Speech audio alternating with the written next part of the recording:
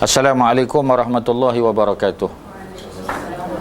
Alhamdulillah wa bihi nasta'in ala umurid dunya waddin, wassalatu wassalamu ala sayyidil mursalin wa ala alihi wa sahbihi ajma'in. Subhanaka la ilma lana illa ma 'allamtana innaka antal alimul hakim. Rabbi shrah li sadri wa yassir li amri wahlul 'uqdatam min lisani yafqahu qawli. Wala haula wala quwwata illa billahil aliyul azim. Jadi alhamdulillah pada malam ni kita bermula dengan buku baru ya, subjek lama. Tetapi bukunya buku baru.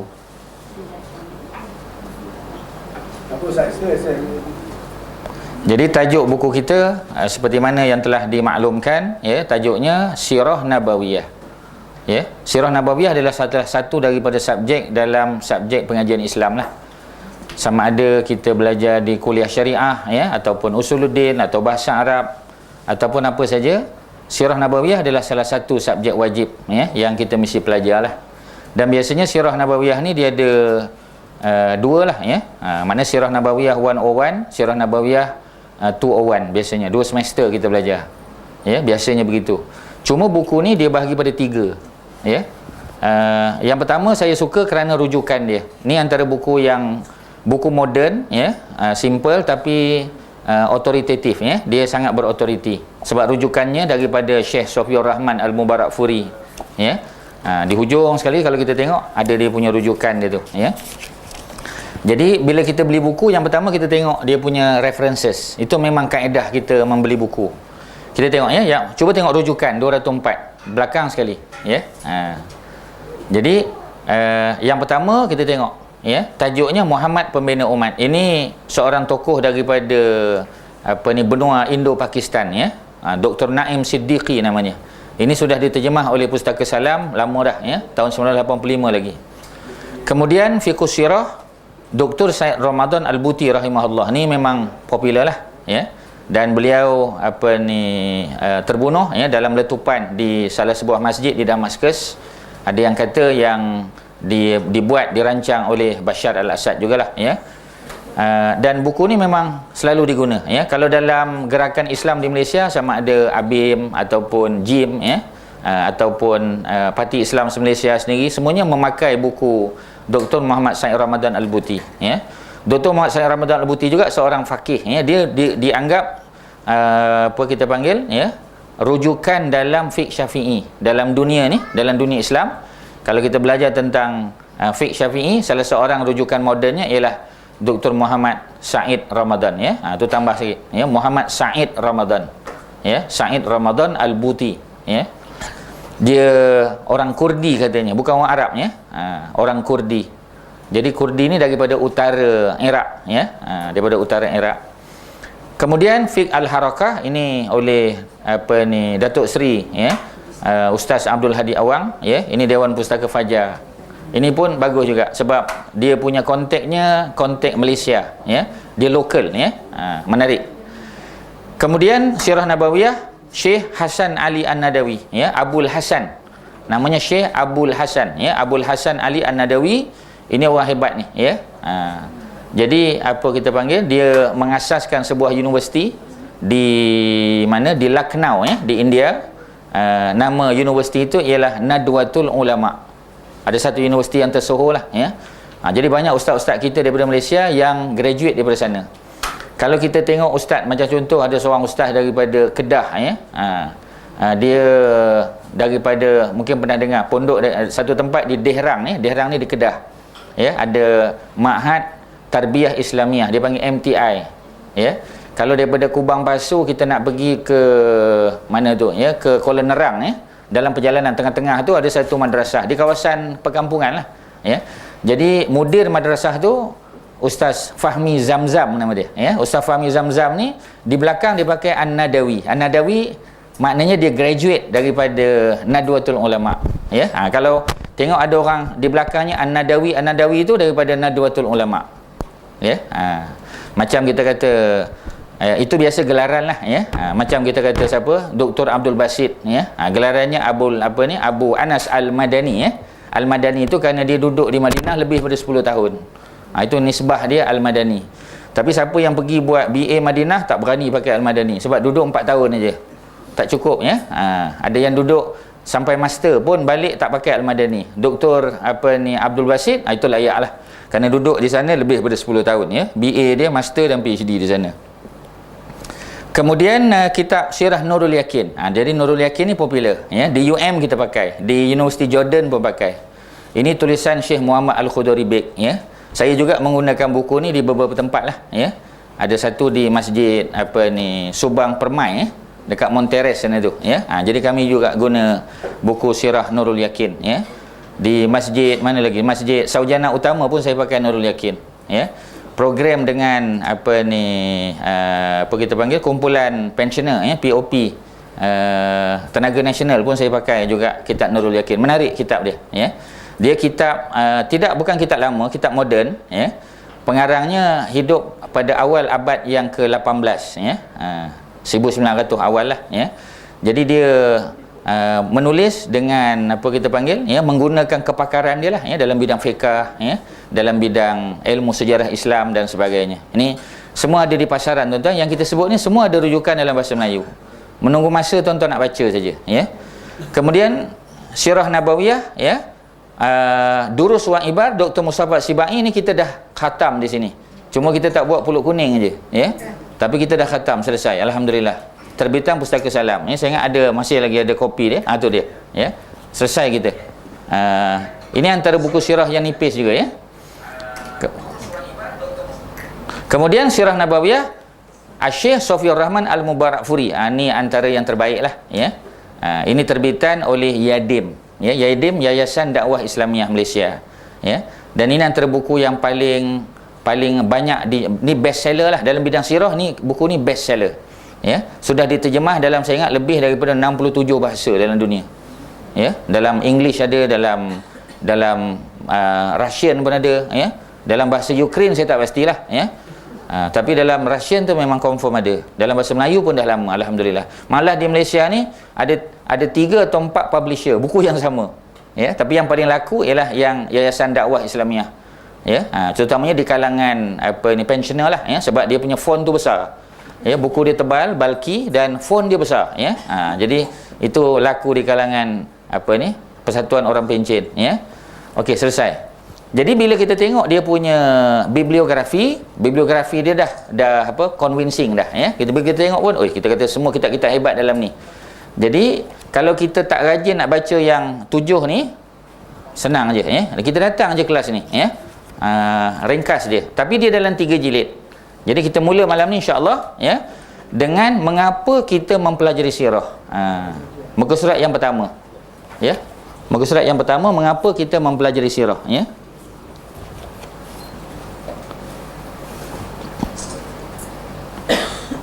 Yang pertama, memahami kepribadian. Dalam bahasa Arab dipanggil syakhsiyah ya. Orang Melayu panggil sahsiyah lah ya. Tapi orang Arab dia panggil syakhsiyah. Syakhsiyah ni maknanya kepribadian. Bila kita belajar sirah, kita belajar pribadi Nabi ya. Kita belajar pribadi Nabi ya, tahu. Jadi bila kita belajar pribadi Nabi, maknanya kita belajar semua aspek kehidupan Nabi. Akidah baginda, kita belajar fiqh dia ya. Semua aspek. Kita belajar kita panggil akhlak baginda ya. Banyak daripada kita yang belajar fiqh Rasulullah ya. Macam kalau kelas fiqh, kita belajar fiqh lah. Tetapi kita tengok kadang-kadang dia punya akhlak dia tak manis. Dia fiqh dia pandai ya. Hukum hakam dia boleh cerita semua. Tetapi dari segi akhlak dia tak berapa menarik ya. Kita kata senyum pun tak. Dia lupa bahawasanya Nabi ni sentiasa senyum ya. Buktinya hadis Nabi, tabassumuka fi wajhi akhika sadaqah ya. Senyuman kamu pada saudara kamu tu adalah sedekah. Jadi kalau Nabi sebut, maknanya Nabi praktik. Sebab Nabi dia cakap serupa bikin. Maksudnya kalau Nabi cakap, mesti Nabi buat.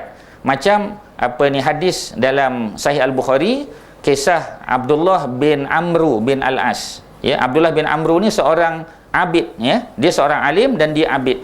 Abid tu maknanya ahli ibadah. Jadi bila dia datang jumpa Nabi, kita dah tahulah dialog dia. Dia ni kaki puasa ya. Dia puasa tiap-tiap hari. Kita tak puasa tiap-tiap hari ya. Ini pun alhamdulillah ada puasa Syawal. Kalau tidak memang tak ada lah ya. Alhamdulillah ada puasa Syawal. Itu pun sebahagian kita baru start aja Ya, ataupun baru cadang nak start besok. Hari Khamis ya. Ada dalam WhatsApp kita tengok banyak orang dah ya. Reminder siapa yang belum mula ya. Tapi saya yakin depan saya ni alhamdulillah dah selesai lah ya. Okey, alhamdulillah ya. Amin amin.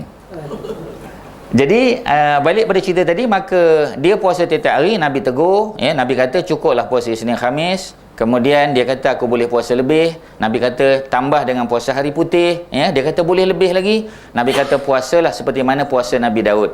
Nabi tak kata puasalah seperti mana aku berpuasa, sebab yang itu nampak dari segi akhlak tak cantik.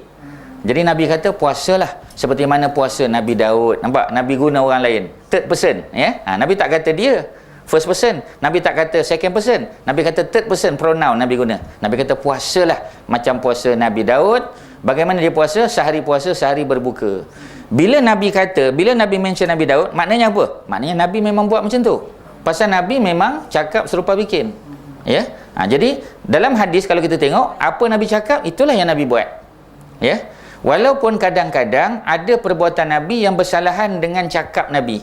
Sebab tu dalam bidang hadis, kalau kita belajar hadis, ya, kalau ada jumpa dua riwayat. Riwayat pertama Nabi cakap, maknanya the saying of Rasulullah. Yang nombor dua ialah the doing of Rasulullah. The doing makna perbuatan Nabi. Kalau kita jumpa dua hadis, dua-dua dalam Sahih Al-Bukhari, dua-dua autentik, tapi satu Nabi cakap, satu Nabi buat, maka yang mana kita nak follow? Yang Nabi cakap, bukan Nabi buat. Yang Nabi cakap duduk atas. Dari segi ranking, yang Nabi cakap dia duduk ya, first place. Second place baru Nabi buat. Kerana ada benda yang Nabi buat kita tak boleh buat. Antaranya Nabi kahwin lebih pada 4. Oh, itu jangan buat. Sebab tu Nabi tak cakap kan. Nabi tak pernah cakap. Mana ada Nabi kata siapa-siapa yang ada duit lebih tu menikahlah berapa ramai pun. Nabi tak kata. Ya. Quran yang bagi tahu ya. Apa kita panggil? Apa ni? Fankihu ma tabalakum minan nisa. Kahwinlah oleh kamu ma tabalakum minan nisa. Apa yang wanita yang baik-baik ya. Wanita-wanita yang baik-baik. Ya, masna ya, kahwin 2 ya. Apa ni apa? Masna wa sulasa dan 3 ya. Wa ruba' dan 4. Ya, wa in khiftum alla ta'dilu, tapi kalau kamu tak berani ataupun tak boleh berlaku adil, tak berani itu saya tambahlah ya.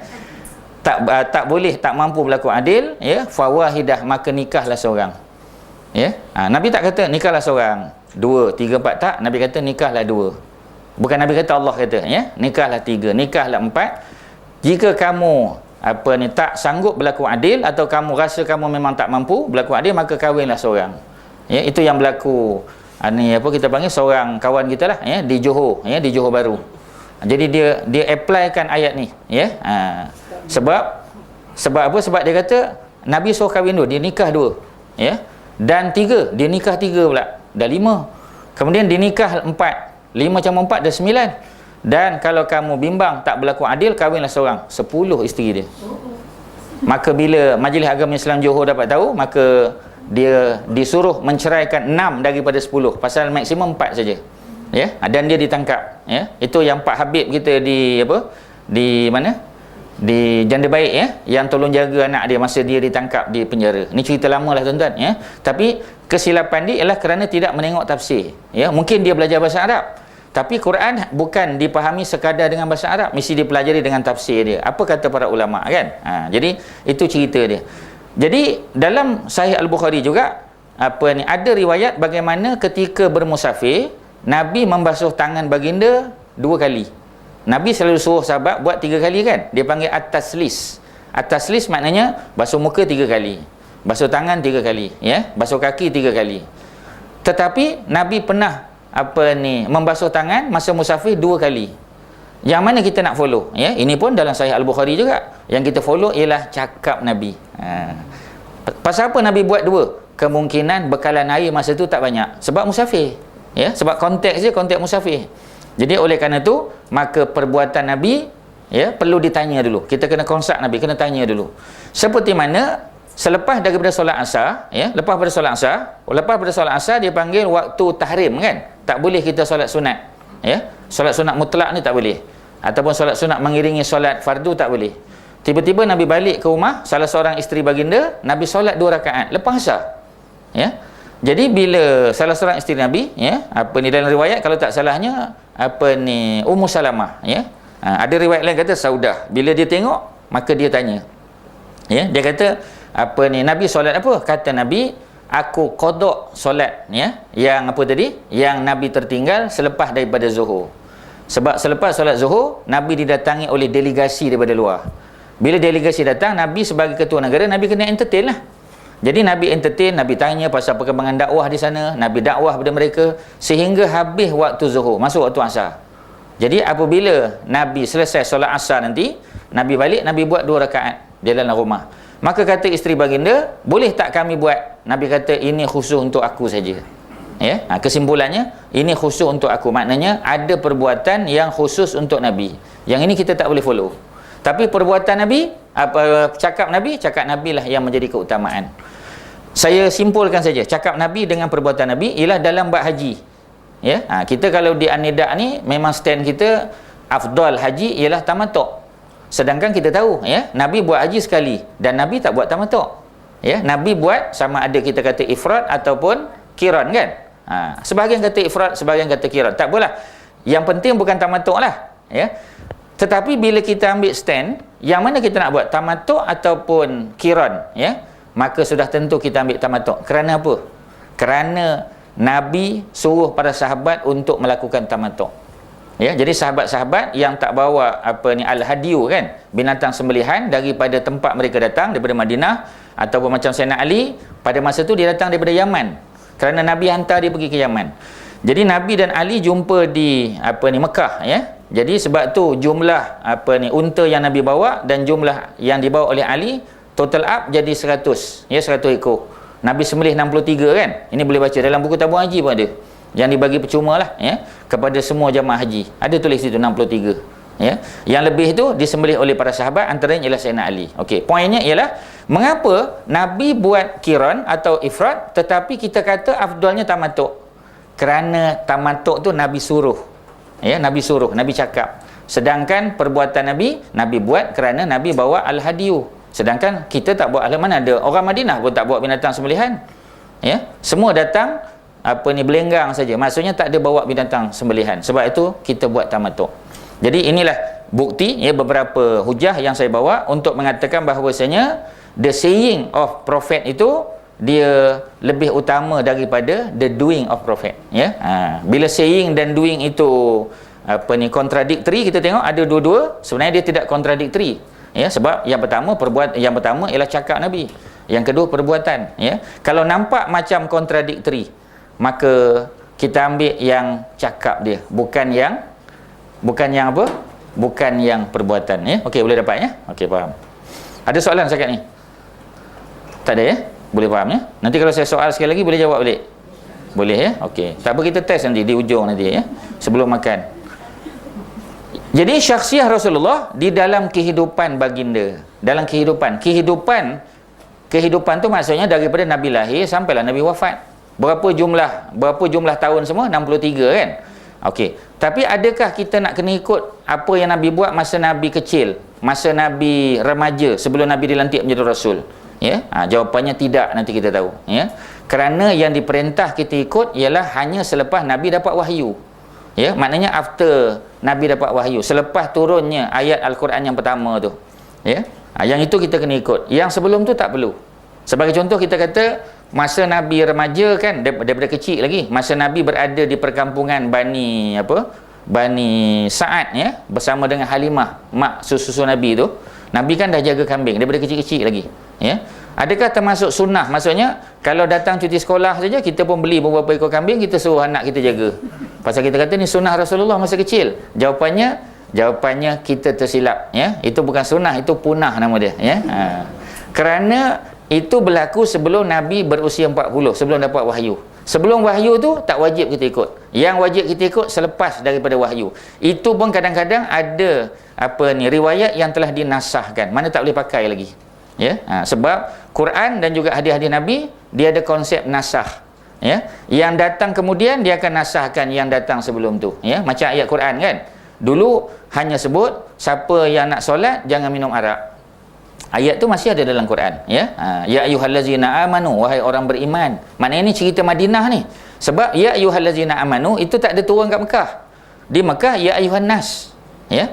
Jadi Allah kata, wahai orang-orang beriman, la taqrabus solah, janganlah kamu mendekati solah, wa antum sukara, dalam keadaan kamu mabuk, ya, hatta ta'lamu ma taqulun, sehingga kamu faham apa yang kamu cakap. Maknanya sampai kita siuman baliklah, ya. Kalau masa kita high tu, maknanya kita belum lagi selesai daripada mabuk. Jadi kalau siapa yang mabuk, jangan dekati solat, ataupun siapa nak solat jangan mabuk, ya. Ayat ni ada dalam ayat Quran, ya, dalam Al-Quran, tapi kita tak boleh hujah pakai ayat ni, kerana ayat ni telah dinasah oleh ayat yang lain, ya, daripada surah daripada surah Al-Maidah, ya. Innamal khamru, ya, wal maisir wal ansab wal azlam rijsun min amali syaitan fajtanibuh, ya. Itu adalah ayat yang mengharamkan arak secara mutlak. Jadi kita kena pakai yang latest, tak boleh pakai yang dulu-dulu, ya. Okey. Jadi yang dilalui oleh Nabi bagi meyakinkan bahawa Rasulullah bukan sekadar seorang tokoh di kalangan orang Arab. Sebab ramai orang kata Nabi ni adalah raja Arab, macam orang Yahudi. Orang Yahudi, ya, pemimpin ataupun panglima perang daripada Bani Nadir, ya. Kita dah belajar dulu di Madinah ada 3 kabilah Yahudi yang paling besar, kan. Saya dah sebut yang pertama tadi Bani Nadir. Cuba sebut 2 lagi. Cuba bagi nama 2 lagi. Bani Hashim, Bani Qainuqa, ya. Ada satu lagi, Bani Qainuqa, Bani Nadir, satu lagi last sekali yang paling akhir dihalau daripada Madinah, ya. Bani Q mula dia. Bani good try tapi salah lah. Bani Quraizah. Bani Quraizah, tak apalah, ya. Pasal dia nama Yahudi tak apalah, kalau tak hafal pun tak apalah, ya. Jadi kalau nama-nama Nabi Rasul tu kena hafal lah, ya. Jadi Bani Quraizah ada 3, ya. Bani Qainuqa yang mula-mula kena halau. Bani Nadir nombor 2. Bani Quraizah tu last sekali, ya. Ada 3 kejadian besar berlaku. Jadi daripada daripada Bani Nadir tadi ada seorang ketua panglima tentera dia, ya. Kinanah nama dia. Jadi apabila isteri dia tidur pada waktu malam, isteri dia bermimpi bulan jatuh ke riba, ya. Bulan jatuh ke riba. Maka dia cerita pada suami dia, ya. Sebab dalam agama Yahudi pun kalau kita mimpi benda yang baik, kita kena cerita ke orang. Dalam Islam kan sama. Bila kita dapat mimpi yang baik, kan, kita cerita pada kawan kita, ya. Tapi kita kena pilih juga, ya. Kalau orang tu jenis cemburu pada kita, tak payah cerita kat dia lah, kita cerita pada orang lain. Paling kurang kita cerita pada isteri, ataupun cerita pada kalau perempuan cerita pada suami. Maka perempuan tadi pun cerita pada suami dia, Kinanah. Maka akhirnya Kinanah tampar dia, ya. Ini dalam Dr. Syed Ramadan Al-Buti ada kisah ni, ya. Fiqh Sirah tadi. Jadi siapakah wanita yang kena tampar tu? Wanita yang kena tampar tu namanya ialah Safiyah, yang nanti berkahwin dengan Rasulullah, ya. Jadi dia mimpi bulan jatuh ke riba, ya. Maka kata Kinanah, itu isyarat engkau akan berkahwin dengan Raja Arab. Raja Arab tu Rasulullah lah, ya. Maknanya dia panggil King of the Arabs, ya. King of the Arab tu siapa dia? King of the Arab adalah Rasulullah. Maksudnya betul kata penulis ni, orang Yahudi, ya, orientalis ataupun musuh Islam, dia anggap Muhammad ni hanya ketua orang Arab saja, bukan ketua umat manusia secara keseluruhan, ya. Jadi kalau kita tengok sejarah yang dilalui oleh baginda adalah ketua umat manusia, bukan sekadar ketua umat manusia, ya, ketua nabi dan rasul, khatamul anbiya wal mursalin, ya, khairul anam, sebaik-baik manusia. Nabi juga adalah nabi dan rasul yang diutus kepada jin, bukan manusia saja, ya. Jin pun menjadikan baginda sebagai rasul, ya. Maknanya jin pun beriman dengan agama Muhammad. Kalau dulu jin beriman dengan agama Taurat, agama Nabi Musa. Bila turun Nabi Isa, jin beriman dengan agama Nabi Isa. Bila turun Al-Quran, jin beriman dengan agama Al-Quran. Maknanya agama akhir zaman, ya. Maknanya kalau kita semayang maghrib tadi, semayang isyak, jin pun semayang juga. Tapi jangan tanya saya lah, mereka ni semayang di masjid mana, wallahu alam, saya tak tahu, ya. Jin kena tak puasa sunat Syawal? Dia kena puasa sunat Syawal. Di mana pula dia buka? Kat mana? Wallahu alam, kita tak tahu, ya. Tapi yang pasti mereka beriman macam kita beriman, ya. Okey, baginda seorang rasul yang didokong dan disokong dengan wahyu. Memanglah wahyu ada 2. Satu wahyu dipanggil wahyu matlu, ya. Wahyu matlu ialah wahyu yang dibaca, yakni Al-Quran, ya. Malah bacaan Quran, tilawah Quran tu dapat pahala walaupun tak faham. Sebab kalaulah baca Quran tak faham tu tak dapat pahala, orang Melayu tak nak baca lah. Ya, pasal kita tak faham, ya. Tetapi baca pun boleh pahala. Yang kedua dipanggil wahyu ghair matlu, wahyu yang tidak dibaca. Wahyu yang tidak dibaca ialah hadis-hadis baginda. Baca hadis tak dapat pahala, ya. Tapi cuba memahami dan praktikkan baru dapat pahala. Ya, kalau setakat dengar hadis je tak dapat pahala. Kita kena amalkan. Itu pun amal mesti tengok hadis tu sahih ke tidak. Jangan main hentam saja, ya. Sebab bimbang takut kita buat sesuatu yang tidak sahih, ya. Sebagai contoh, ya, kita kata apa ni, kalau bab haji kita kata sebagai contoh, ya, apa ni, tawaf wada', ya. Tawaf wada'. Tawaf wada' ni untuk haji tu tak ada masalah. Memang Nabi buat, ya. Itu tak ada khilaf. Tapi untuk umrah macam mana? Ya. Sebab tu kita tengok kadang-kadang orang yang dah uzur, dah demam semua, orang sorong juga paksa. Makcik tu dah melentuk macam ni dah, ya. Kita paksa juga dia tawaf. Allahu akbar, kesian dia. Ya, sedangkan dia tu, ya, kita kata patut kita rehatkan dia. Dengan sebab dia nak tawaf tu menyebabkan 1 jam rombongan kita lambat. Bila sampai ke airport, kelang kabut ke airport. Ya, hanya kerana dia nak buat tawaf wada'. Ya, kerana dalam, minta maaf, ya, dalam buku yang apa ni, tabungan haji kita tidak dibezakan antara tawaf wada' umrah dan tawaf wada' haji. Memang ada hadis dia, tapi hadis yang mereka ambil itu hadis yang dhaif. Ya, maknanya sesiapa yang melakukan haji dan sesiapa yang melakukan umrah, maka hendaklah dia menjadikan amalan akhir dia tawaf di Baitullah. Memang hadis tu ada, tapi hadis tu dhaif. Ya, jadi yang kita ambil ialah perbuatan Nabi ketika melakukan haji. Memang sebelum Nabi kembali ke Madinah, memang Nabi melakukan tawaf wada', tapi itu kan haji. Ya, jadi maknanya bukan haji dan umrah. Tapi kalau yang buat apa ni, tawaf wada' untuk umrah, itu afdal lah, ya, dapat pahala dia. Tapi kalau yang tak buat, jangan kita kenakan dia hukuman yang tidak, kesian dia. Ya, macam baru ni kalau saya boleh kongsi kan, apa ni, masa pergi dengan Haji Fauzi baru-baru ni, ya, ada satu jamaah kita orang perempuan lah, kesian dia tak pernah pergi umrah. Ya, dia tak pernah pergi umrah, first time pergi umrah, ya. Jadi bila sampai saja di Mekah, dia datang haid. Jadi tak boleh lah, ya. Dia dah niat ihram dah, mestilah masuk tanah suci, sama ada untuk haji atau umrah, wajib kita niat ihram, ya. Jadi bila sampai tak boleh, hari kedua, hari ketiga, hari keempat, ya, sampai hari kelima tak dapat lagi. Ni dah nak balik dah ni, ya. Duduk di Mekah lebih kurang kita kata mungkin 9 hari. Masuk hari ke-7 masih lagi, ya. Petang tu hari ke-7, dia kata alhamdulillah ustaz, dia kata dah bersih, dia kata macam mana, saya boleh tak? Saya kata kena mandilah dulu, siap-siap, ya. Sebab dia kata dah bersih, takkan kita nak tolong cek pula kan. Dia lah kena bagi tahu kita. Jadi dia pun alhamdulillah dengan gembira sebab first time kan. Asyik nampak apa ni, bangunan Masjid Haram saja, Kaabah tak nampak lagi.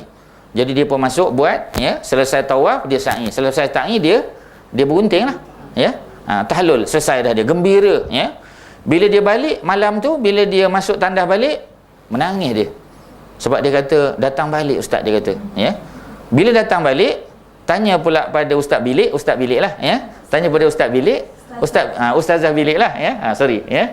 Ustazah bilik kata apa? Ustazah bilik kata oleh kerana dalam masih haid lagi kan, tadi dah gunting rambut pula dah. Oh, memang kena sembelih seekor kambing lah, kena dam lah. Kesian kawan ni, ya.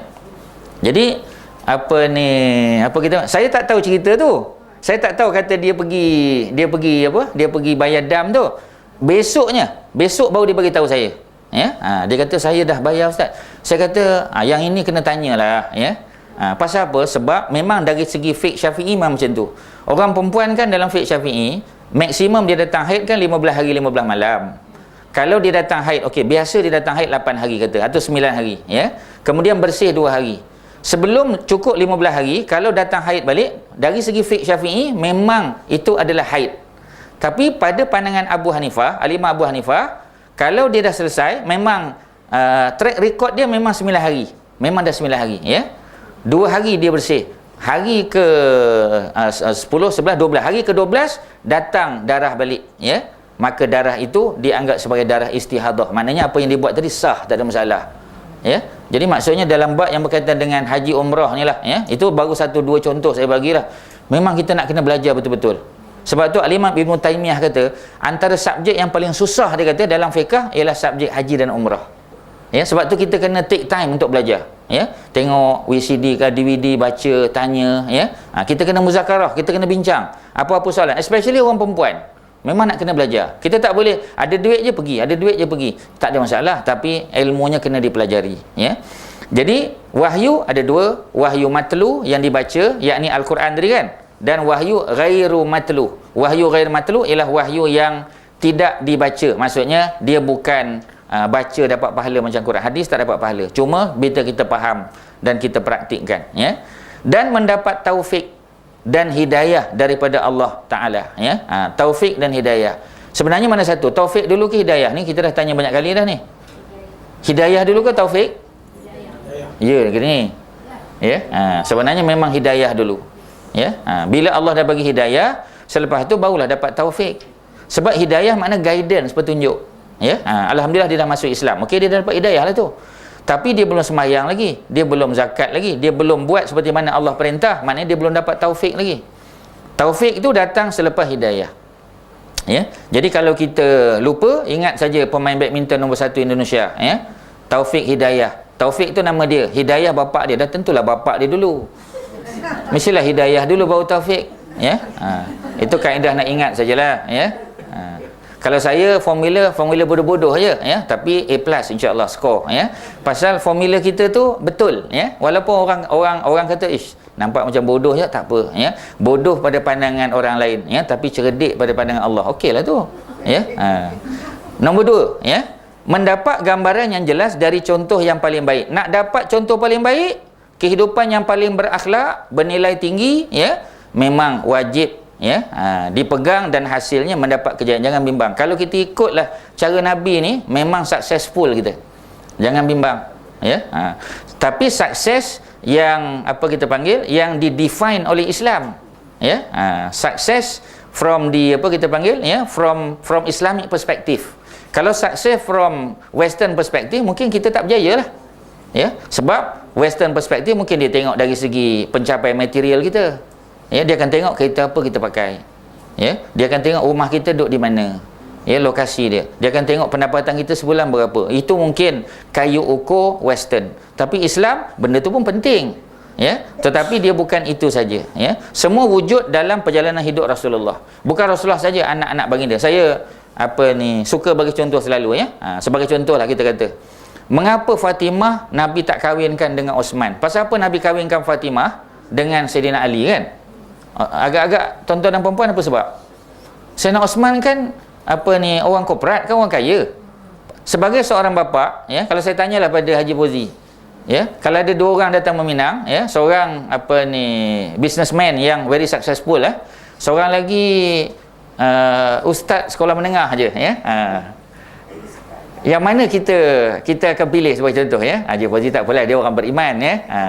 Secara umum lah, kalau orang lain kita kata mesti pilih orang korporat punya, ya. Sebab masa depan anak kita kena fikir masa depan anak, ya. Jadi oleh kerana itu patutnya Nabi kahwinkan Fatimah dengan, sebab Fatimah adalah satu-satunya anak Nabi, ya, yang nanti, ya, terus bertahan sampai Nabi wafat. Sebab masa Nabi wafat, semua anak Nabi dah diwafatkan, Fatimah aja seorang, ya. Okey, mengapa, ya, saya ulang sekali lagi, ini soalan ni untuk semua, ya. Jangan pandang-pandang kawan kita sendiri jawab, ya. Jangan pandang kawan, buat pergi tandas ke tak payah, ya. Tunduk-tunduk ke pun tak payah, ya. Kita berani saja, ya. Mengapa Nabi tidak kahwinkan Fatimah dengan Osman? Mengapa Ruqayyah yang dikahwinkan dengan Osman? Agak-agak je lah, ya. Ini bukan tolak markah ni, tuan-tuan. Confirm kelas lain ustaz takkan tanya macam ni, ya. Memang kelas ni saja yang akan tanya, ya. Pasal apa Pak Din? Cuba je Pak Din, cuba je. Apa benda yang kita kena consider dalam bab ni? Ali itu ada perkalian darah dengan dia. So what kita kata? Mungkin masa itu kriteria itu penting kot. Okeylah, kita kata, tapi Osman juga Quraisy, daripada golongan bangsawan juga, orang yang imannya tak payah dipertikaikan, ya, pengorbanannya pada Islam hebat, ya. Pasal apa tidak Osman? Pasal apa Ali? Siapa boleh cuba-cuba je lah, tuan-tuan. Ya. Arif, ya. Perbezaan umur antara Osman dengan Ali, ya. Rasulullah pun kita kata apa ni, masa berkahwin dengan Aisyah pun jauh umurnya, ya. Ali itu anak didikan dia. Osman bukan anak didikan. Osman anak didik Nabi juga, cuma Osman tak duduk serumah dengan Nabi lah. Sebab Ali ni anak, kalau anak didik itu beza dengan anak angkat, ya. Patutnya istilahnya diguna anak angkat. Anak angkat memang betul. Ali memang besar di rumah Rasulullah. Tapi tak ada masalah, sebab kalau nak kata Ali itu hebat, Abu Bakar ada lagi hebat, Osman, Omar pun hebat juga. Tak mesti seorang tu duduk serumah dengan kita, kan? Apa jawapan-jawapan yang munasabah, tuan-tuan? Apa sebab? Kita katalah daripada perspektif Islam lah, kita kata apa sebab? Ya? Salah ke kita kahwinkan anak kita dengan orang kaya yang beriman? Apa salahnya? Orang kaya beriman pula. Itulah Osman. Ya? Ali, orang miskin yang beriman. Itu clue saya lah, ya. Ali miskin, Osman kaya. Pasal apa yang si miskin tu yang dijadikan sebagai apa kita panggil? Sebagai menantu. Apa sebab? Ujian kaya tu makin kuat. Sebab? Ujian kekayaan. Ujian kekayaan tu hebatnya. Jadi maksudnya Nabi bimbang Fatimah tak boleh tahan akan ujian kekayaan tadi. Ya, sebab pada dalam peperangan Uhud, Ghanimah, bawah pimpinan Rasulullah sendiri. Sallallahu alaihi wasallam. Bila nampak Ghanimah semua menyerbu. Pimpinan siapa? Pimpinan Rasulullah. Bila dah nampak Ghanimah, semua lari. Maknanya jadi mungkin Ghanimah tu ya. yang melambangkan harta, mungkin wallahu a'lam. Yalah. Boleh lah, ya. Tapi kalau saya bagi B minor sajalah. Sorry tu saya lah, ya. B minor saja. Ya, apa Datin? Weakness of wealth. The uniqueness of wealth, okey. Berat nak tanggung kalau dia kaya. Lebih kurang lah macam tadi, kan, ya. More or less the same lah, ya. Lalu manusia bila nampak Ghanimah mesti dendam. Sungguh. Contoh. Mhm. Nabi nak buat sebagai contoh. Okey. Nabi nak buat sebagai contoh Fatimah tu kepada itu dah hampir-hampir lah tu, ya. Sebab apa? Sebab Fatimah ni dia role model kepada orang perempuan. Kita kena ingat, tuan-tuan, ya. Saya selalu sebut pada tuan-tuan, wanita yang hebat dalam dunia ni ada 4 saja. Yang paling hebat lah, yang paling hebat. Yang hebat ramai, yang paling hebat. Yang pertama, yang 2 hidup sebelum zaman Nabi dan 2 hidup sezaman dengan Nabi. Yang hidup sebelum zaman Nabi sudah tentulah. Yang pertama sebelum zaman Nabi. Dah tentulah Asiah tu, ya. Sebab Asiah lah dulu, pasal Asiah hidup zaman Nabi Musa. Kita kena cerita Asiah dululah, walaupun ada nak cerita Maryam nanti dulu. Maryam dengan Musa, Isa dengan Musa kan jauh beza. Nabi Isa dengan Nabi Musa berapa jauh? Berapa jauh jarak dia, tuan-tuan? Berapa tahun? 500 tahun, ya. Jadi antara Nabi Isa dengan Nabi Musa jaraknya 1800 tahun. Ya, 1800 tahun. Yang tu dari segi historical perspektif, historicity dia ataupun dari segi apa? Dalam masa. Sometimes saya pun confused juga. Ya. Kalau kita ikut dari segi historicity dia. Apakah benda ni, sebab saya baca dalam National Geographic, dia Okey. cuba tengok Nabi Ibrahim.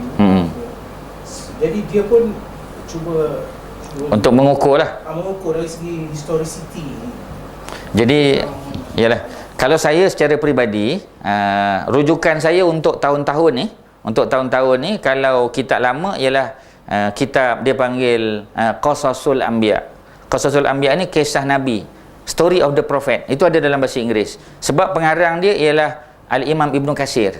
Dia seorang ahli tafsir yang hebat dan dia juga seorang ahli sejarah yang hebat, ya. Dia memang historian, ya. Very reliable historian. Jadi dia tulis kitab tafsir betul, tapi dia ada satu kitab ringkas saja yang dipanggil sebagai kisah Nabi-Nabi dan Rasul. Itu memang dijadikan sebagai sumber untuk menentukan keturunan dan silsilah Nabi-Nabi dan Rasul, ya, serta tahun-tahun dia. Okey. Ibnu Katsir juga, ya. Qisasul Anbiya ni dah terjemah dalam bahasa Melayu ada, dalam English pun ada, ya. Kalau buku-buku yang pelik-pelik ni pergi je ke Kinokuniya tu confirm ada lah. Kalau tak ada pun bagi tahu aje, seminggu 2 minggu sampailah buku tu.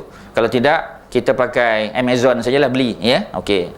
Satu lagi ialah dia panggil Al-Bidayah wa Nihayah. Al-Bidayah wa Nihayah ni memang kitab sejarah daripada zaman Nabi Adam sampailah zaman Ibnu Katsir. Ini lagi besar, ya. Sudah diterjemah oleh Dewan Bahasa juga. Jadi 14 jilid tu. Ya, tapi nak beli 14 jilid tu susah lah, ya. Berat sikit lah. Nak baca tu mungkin payah. Tapi dia boleh beli secara loose boleh. Ya. Secara loose itu boleh beli. Antaranya ialah saya mengajar di Bukit Jelutong, ada satu kitab kita panggil Al-Bidayah wa Nihayah, fokus hanya pada Al-Khulafa' Rashidin saja. Karangan Ibnu Katsir. Ya, mula daripada Abu Bakar, Umar, Osman, Ali. Memang dalam tu banyak fakta yang kita tak pernah dengar. Ya, termasuklah cerita kuda para sahabat berjalan di atas air, berlaku.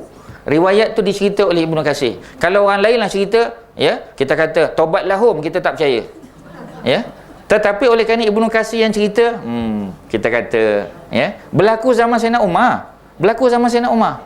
Ya, ada beberapa kisah yang menarik, kisah zaman Sayyidina. Sebab tu antara yang paling panjang dalam buku tu ada 4 khalifah, tapi chapter yang paling panjang ialah chapter Sayyidina Umar. Sebab zaman Umar, Parsi jatuh pada zaman Umar.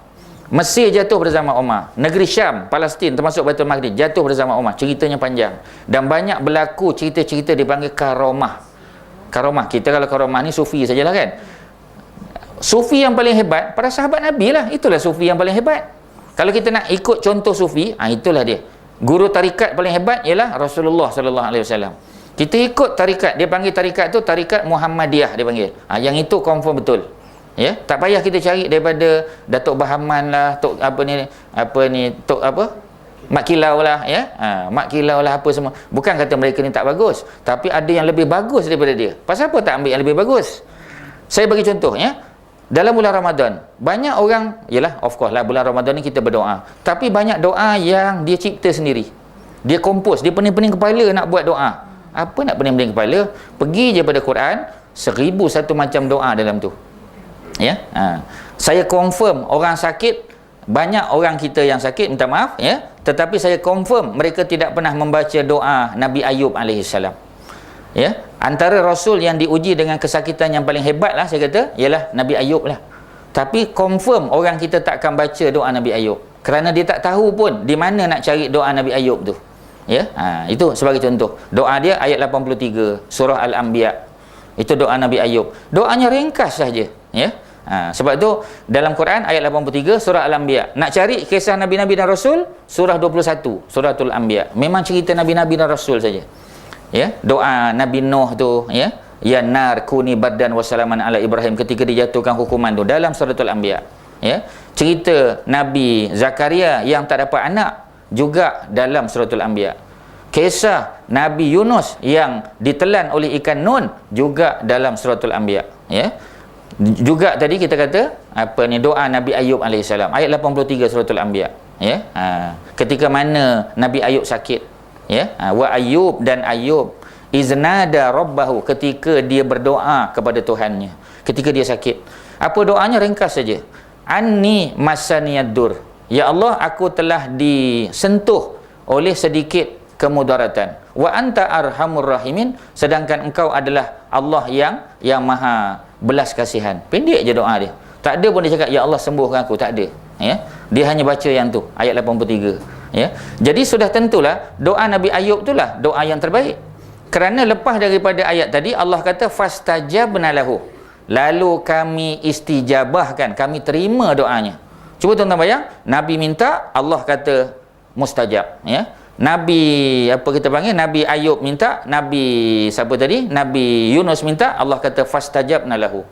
Ya, malah dalam bab Nabi Ayub Allah kata fastajabna lahu fakashafna ma bihi min dur, dan kami hilangkan penyakit yang menimpa dia. Ya. Kemudian Allah kembalikan balik anak dia yang mati semua. Anak Nabi Ayub mati semua. Anak Nabi Muhammad mati semua, tapi ada seorang lagi, Fatimah. Nabi Ayub anak mati semua. Tapi Allah kembalikan balik, ya, anak yang lain lah, ya. Jadi semua cerita tu ada dalam Al-Quran. Jadi tak payah kita susah-susah nak cipta sendiri, ya. Kita baca saja doa yang confirm mustajab, ya, yang Allah sebut dalam Al-Quran, kan lebih senang, ya. Memang lebih senang. Sebab tu Quran dia punya penyelesaian dia. Tapi kita kena rajinlah tadabbur, ya. Tengok satu-satu ayat tu makna dia, tengok cerita dia. Sebab Quran ni dia berkait. Dan Quran dia ada tema dia. Sebab tu tafsir yang popular sekarang dipanggil topical, ya, topical tafsir ataupun tematik tafsir. Tafsir yang berdasar pada tema dia, ada topik dia. Ya.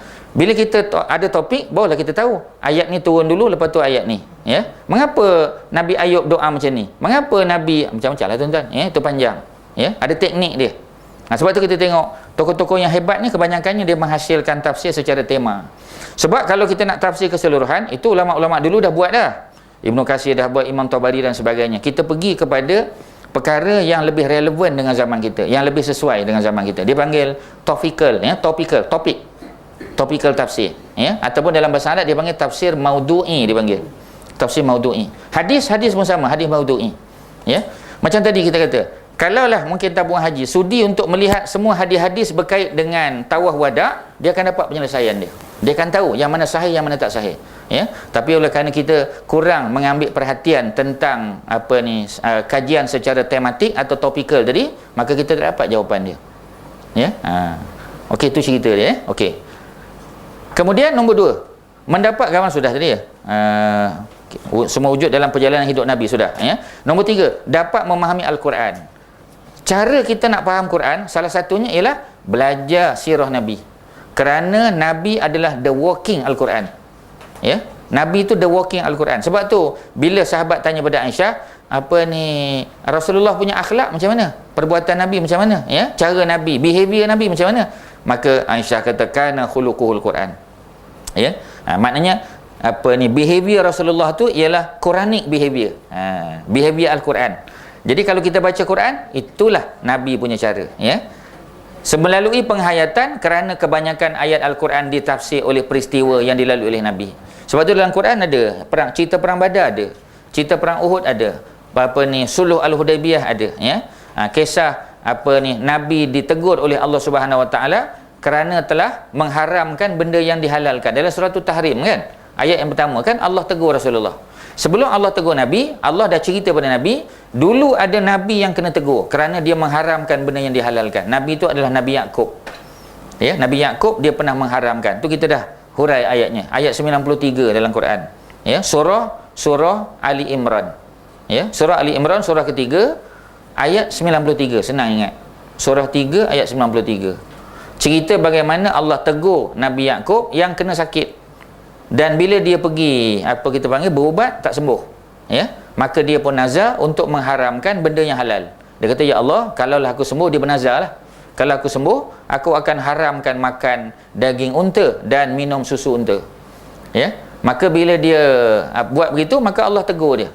Kerana mana boleh kita mengharamkan benda yang Allah halalkan, ya.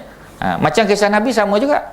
Kerana Nabi salah seorang isteri Nabi berasa kecil hati, ya, Aisyah lah. Sebab pada malam tu Nabi sepatutnya terus ke rumah Aisyah. Tapi dalam perjalanan Nabi tu, Nabi ditegur oleh isterinya Sofiyah, ya. Bila Sofiyah nampak Nabi, dia panggil Nabi. Nabi kata, ni Aisyah punya giliran malam ni, ya.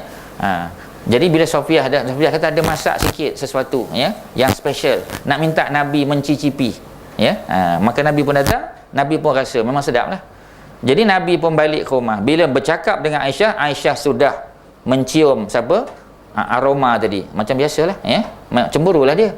Sebab dia tahu dah, ya, yang dimakan oleh Nabi itu adalah makanan non-Arabik punya makanan, ya. Dia Jewish dish dia panggil, ya. Makanan orang Yahudi. Sebab Sofiyah yang masak, ya. Maka Nabi nak pujuk Aisyah tu sehingga Nabi mengharamkan benda yang sepatutnya tak boleh diharamkan. Nabi pun ditegur kerana dulu pun Nabi Yaqub ditegur, ya. Itu ada ceritanya. Jadi maksudnya Rasulullah ditegur oleh Al-Quran. Banyak kisah kan Nabi kena tegur. Kisah Abdullah bin Umi Maktum, kan. Macam mana Nabi tengah Abasa wa Tawalla. Nabi tengah forum perdana, kan, dengan Abu Jahal dan geng-geng dia lah, and the gang, kan. Nabi tengah debat dengan mereka. Bukan debat lah, dakwah, ya. Tiba-tiba Abdullah bin Umi Maktum kan dia buta, dia tak nampak. Maka dia pun nak ambil attention Nabi, ya. Dia minta Nabi bagi attention kepada dia. Tapi Nabi tengah dakwah ni, maka abasa, bermuka masam dia, ya, wa tawalla, dan berpaling dia, ya. Ketika mana datang, ya, seorang al-a'ma, seorang buta. Buta tu kata ulama tafsir Abdullah bin Umi Maktum, mana Allah tegur Nabi. Dan kisah yang berlaku pada Abdullah bin Ubay, ya, ketua munafik, ya. 2 kali Allah tegur Nabi ketika matinya Abdullah bin Ubay. Kita pun dah sebut di sini, ya. Itu perjalanan yang kita dapat melalui Al-Quran. Seterusnya nombor 4, dapat mengumpul pengetahuan dan maklumat tentang Islam, ya, sama ada yang berhubung dengan akidah, ya. Jadi kalau kita belajar sirah, kita tahu akidah Nabi macam mana. para sahabat macam mana, ya. Kisah seorang sahabat yang diboikot, ya. Dia siapa nama dia, ya? Ka'ab bin Malik, ya. Dia diboikot kerana dia tidak terlambat, ya, menyertai Nabi dalam peperangan Tabuk, ya, peperangan Tabuk. Sebab dia ni tokil ladang, ya. Jadi masa tu pula buah-buah tengah masak. Memanglah sebab Allah buat buah-buah ni masak masa musim panas, ya. Masa musim panas lah buah-buah masak. Jadi oleh kerana itu dia sibuk menurunkan buah-buahan ni dengan jangkaan selepas diturunkan dia boleh catch up, dia boleh kejar Nabi pasal dia ada kuda yang sangat laju. Pasal dalam perang Tabuk sebahagian sahabat berjalan kaki, ya, dah tentulah dia boleh kejar, ya. Tapi Allah takdirkan peperangan Tabuk tidak berlaku. Bila peperangan Tabuk tidak berlaku, maka Nabi balik awal. Tiba-tiba dia dapat tahu kata Nabi dah on the way balik dah. Dia tak ada alasan. Orang munafik macam biasalah, dia come up dengan 1001 punya excuses lah, kan. Dia boleh bagi alasan lah. Tapi Ka'ab tak boleh, sebab Nabi ajar dia, kita tak boleh tipu walaupun kita terdesak, ya. Macam kita panggil polis trafik tahan kita. Memang kita akan terfikir ni, apa nak bagi alasan, dia pun dah ketuk dah, kan. Dia pun buka, ya, selamat pagi Datuk, kan. Kita tanya, ni pasal apa lampu merah langgar tadi? Kita nak buat alasan apa, ya? Kalau saya lah, ya, nak buat alasan apa? Kan tak boleh buat alasan, ya. Yang senangnya, saya mengakulah saya salah, memang saya salah. Sudah, kita mengaku, kan. Dengan sebab kita mengaku kita salah tu, polis trafik pun, ya, dia kata, tak apalah, ya, Tuan Haji hari ni saya maafkan Tuan Haji. Allahu Akbar, kan. Dengan sebab tak menipu. Cuba kita pusing, kita kata nenek saya nak bersalin lah, ya. Kita bagi 1001 macam alasan, ya. Akhirnya kena saman juga, kena compound juga, ya. Double compound pula, ya. Pasal kita bohong, ya. Sebab apa? Sebab pakcik tu, ya, yang tadi tu, dia dah kerja 20 tahun, dia dah jumpa dengan macam-macam orang dah. Alasannya semua dah dalam poket dia dah, ya. Ni alasan. Ni you bagi alasan nombor 17 dia kata, ya. Dalam saya, ini alasan nombor 22. Dia bagi tahu, jangan bagi alasan yang macam tu. Kita mengaku je salah. Saya ada pengalaman. Mengaku je salah. Memang kita salah. Ya, memang kita nak cepat, tapi dia tak peduli. Awak ingat awak seorang je nak cepat, orang lain tak nak cepat. Kan susah kita nak jawab tu. Jadi kita jujur saja, memang saya salah, saya mengakulah, ya. Kalau ada budi baik Datuk, ya, maafkanlah, itu sajalah, ya. Sedangkan Nabi ampunkan umat, kita kata. Kita cakap macam itu, ya, dia pun alhamdulillah, okey, lalulah, tak apalah, ya. Kan okey tu. Jadi Ka'ab bin Malik dia tak boleh tipu, dia tak tipu. Bila Nabi tanya apa alasan kamu, dia tak ada bagi alasan. Maka akhirnya kena boikot. Malah ada saudara dia kata, itulah kamu tak nak bohong, ya. Sebab kalau dia bohong, Rasulullah tu dapat wahyu. Kita nak bohong macam mana? Ya, 40 hari kena boikot, tapi akhirnya turun ayat membersihkan dia. Lagi hebat dia, tuan-tuan. Ya, lagi hebat. Orang lain belum tahu lagi. Dia, Allah dah maafkan dia, Allah dah ampunkan dia. Macam Aisyah, kan. Isteri Nabi yang kena fitnah, tak ada, seorang saja, Aisyah. Tapi Aisyah jadi the best. Kerana confirm memang dia bagus. Ya, Allah kata dia bagus, kan. Lebih bagus macam tu, ya. Macam orang yang salah bawa ke mahkamah, mahkamah bebaskan dia, ya. Tapi mahkamah yang adil lah, ya. Mana mahkamah bebaskan dia, mana bersih lah dia, ya. Okey, itu cerita dia, hukum hakam, akidah, hukum hakam dan akhlak. Ni 3, ya. Bila kita belajar agama, orang panggil, kalau buku dulu dia panggil 3 serangkai ilmu agama, dia panggil 3 serangkai. 3 serangkai itu meaning akidah, fiqh, ya, dan juga akhlak. Itu 3. Dia panggil 3 serangkai ilmu agama. Kita jangan pisahkan lah, 3-3 kita belajar. Ya, kalau kita belajar akidah saja, hukum hakam tak belajar, tu yang susah tu. Akidahnya hebat, tapi hukum hakam tak tahu, tak boleh lah, ya. Akidah belajar, hukum hakam belajar, akhlak lagi kena belajar. Sebab akhlak tu yang akan polish kita punya peribadi tadi, nampak elok peribadi kita, tak adalah sombong, ya. Sebagai ketua mana boleh kita sombong, kita kena turun bawah lah, ya. Jadi kerana peribadi Rasulullah itu ikutan terbaik, ataupun dalam bahasa Quran dia panggil uswatun hasanah, ya. Laqad kana lakum fi rasulillahi uswatun hasanah, ya. Itu dalam surah apa tu? Suratul Ahzab, ya. Dalam suratul Ahzab Allah cerita, ya, dalam perang Ahzab, ya, kita dah bagi tahu dah. Allah bagi tahu Nabi ni adalah contoh teladan yang baik. Allah tak sebut cerita Nabi ni dalam surah Muhammad, tak. Patutnya Allah letaklah ayat tadi dalam surah Muhammad, surah 47. Tapi Allah letak dalam suratul Ahzab. Apa sebab? Kata para ulama, kerana nak bagi tahu Nabi dalam perang pun contoh terbaik. Sebab Ahzab tu kan perang. dalam perang pun Nabi contoh. Nabi ni bukan contoh kat masjid saja. Ada setengah orang di masjid kita tengok memang macam malaikat tanpa sayap lah, ya. Kalau di masjid kita tengok, oh, dengan sopan dia duduk elok apa semua kan. Lepas tu kita jumpa dia di apa ni, dia kedai kopi, kita kata di kopitiam, lain macam. Kita kata ni jumpa kat masjid tadi lain macam, ya. Pergi ke kedai kopi dah lain macam pula, ya. Duduk pun kita tengok macam orang kalah judi pula, ya. Sedangkan tadi baru saja dengar kuliah maghrib. Jadi kita punya peribadi tu kadang beza-beza, ya. Kita kalau pergi pasar malam lain kita punya cara kan. Kalau pergi apa kita panggil, pergi masjid lain, ya. Sedangkan Rasulullah dia konsisten. Tapi bukanlah makna pakai jubah sentiasa. Ada orang salah, ya. Semua tempat pakai jubah, ya.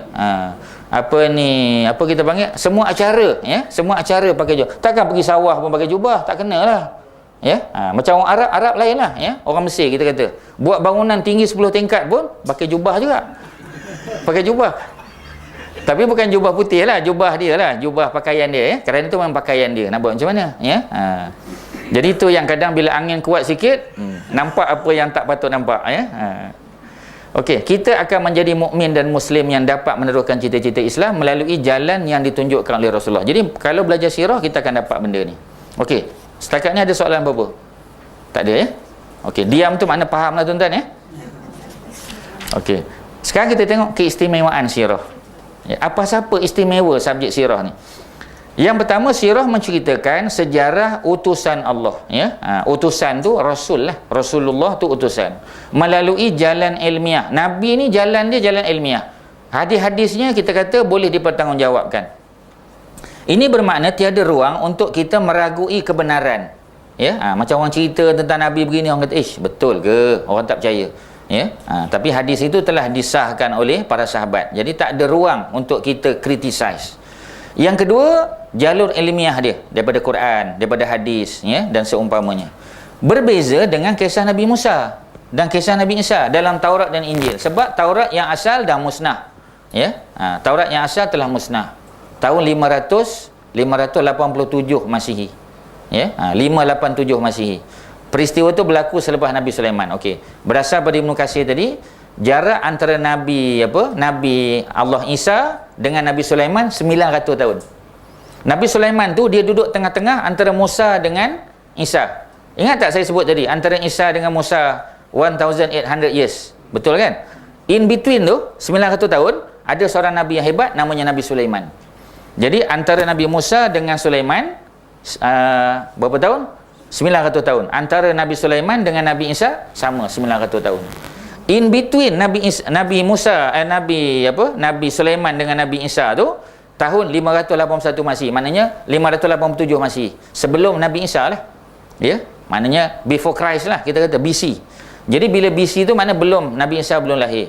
Berlaku satu peristiwa, seorang raja daripada Babylon, ya, namanya Nabucodonosor namanya. Ya, Nabucodonosor tu bahasa Arab panggil Bukhtanasar.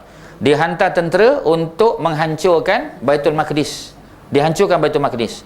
Baitul Maqdis jadi badan jarak, badan terkukuh, habis. Dengan kitab Taurat pun dibakar, habis. Ya. Pada masa tu kita kata tak ada lagi dah peninggalan Taurat, sebab Taurat tidak dihafal oleh orang Yahudi. Ya, tidak seperti mana tradisi Al-Quran kan. Quran berjuta orang hafal. Kalau padri siapa tu dekat US nak bakarlah kita kata. Ya, bakar, kita publish lagi. Kalau tak pun ada orang hafal Quran, jangan bimbang. Ya. Maka kisah, ya, kita kata Taurat yang asal dah tak ada dah. Sebab tu mereka ada Talmud. Orang Yahudi dia tak pakai Taurat, ya. Agama mereka Talmud, ya. The Talmudic religion dia panggil sekarang ni. Bukannya Torah, ya, bukan Torah, Talmudic. Sebab itulah mereka kita panggil, mereka tidak ada belah kasihan pada orang Islam. Pasal Talmud ni adalah kitab yang sangat kejam, ya. Mereka menganggap manusia ni ada kasta. Dan Yahudi duduk di tingkat yang paling tinggi sekali. Orang lain ni macam binatang saja, just like animals kita kata, ya. Dia boleh bunuh, ya. Macam orang langgar kucing lah. Mana ada langgar kucing, kita kata, kesian kucing ni kena langgar, ya. Apa jadi pada isteri kucing ni, jadi janda dia, ya. Apa jadi pada anak kucing, kita tak kata macam tu, ya. Samalah macam orang Yahudi, dia tak ada belah kasihan, ya. Kemudian penuh dengan pemalsuan dan tokok tambah. Orang Yahudi suka hati dia je, ya. Antaranya kalau kita pergi ke Palestin, ada satu tempat, ya, tak jauh daripada Jericho ada satu tempat, kawasan kampung, ya. Dia punya simbol kampung tu ialah ada 7 tempayan besar, ya. 7 tempayan dijadikan sebagai simbol kampung tu.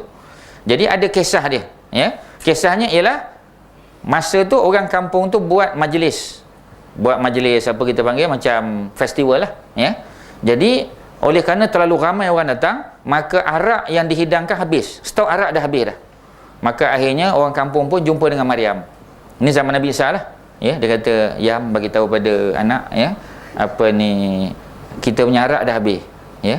Boleh tak tolong panggil ni Isa ni, tolong dia jampi 7 tong tempayan supaya jadi arak, ya."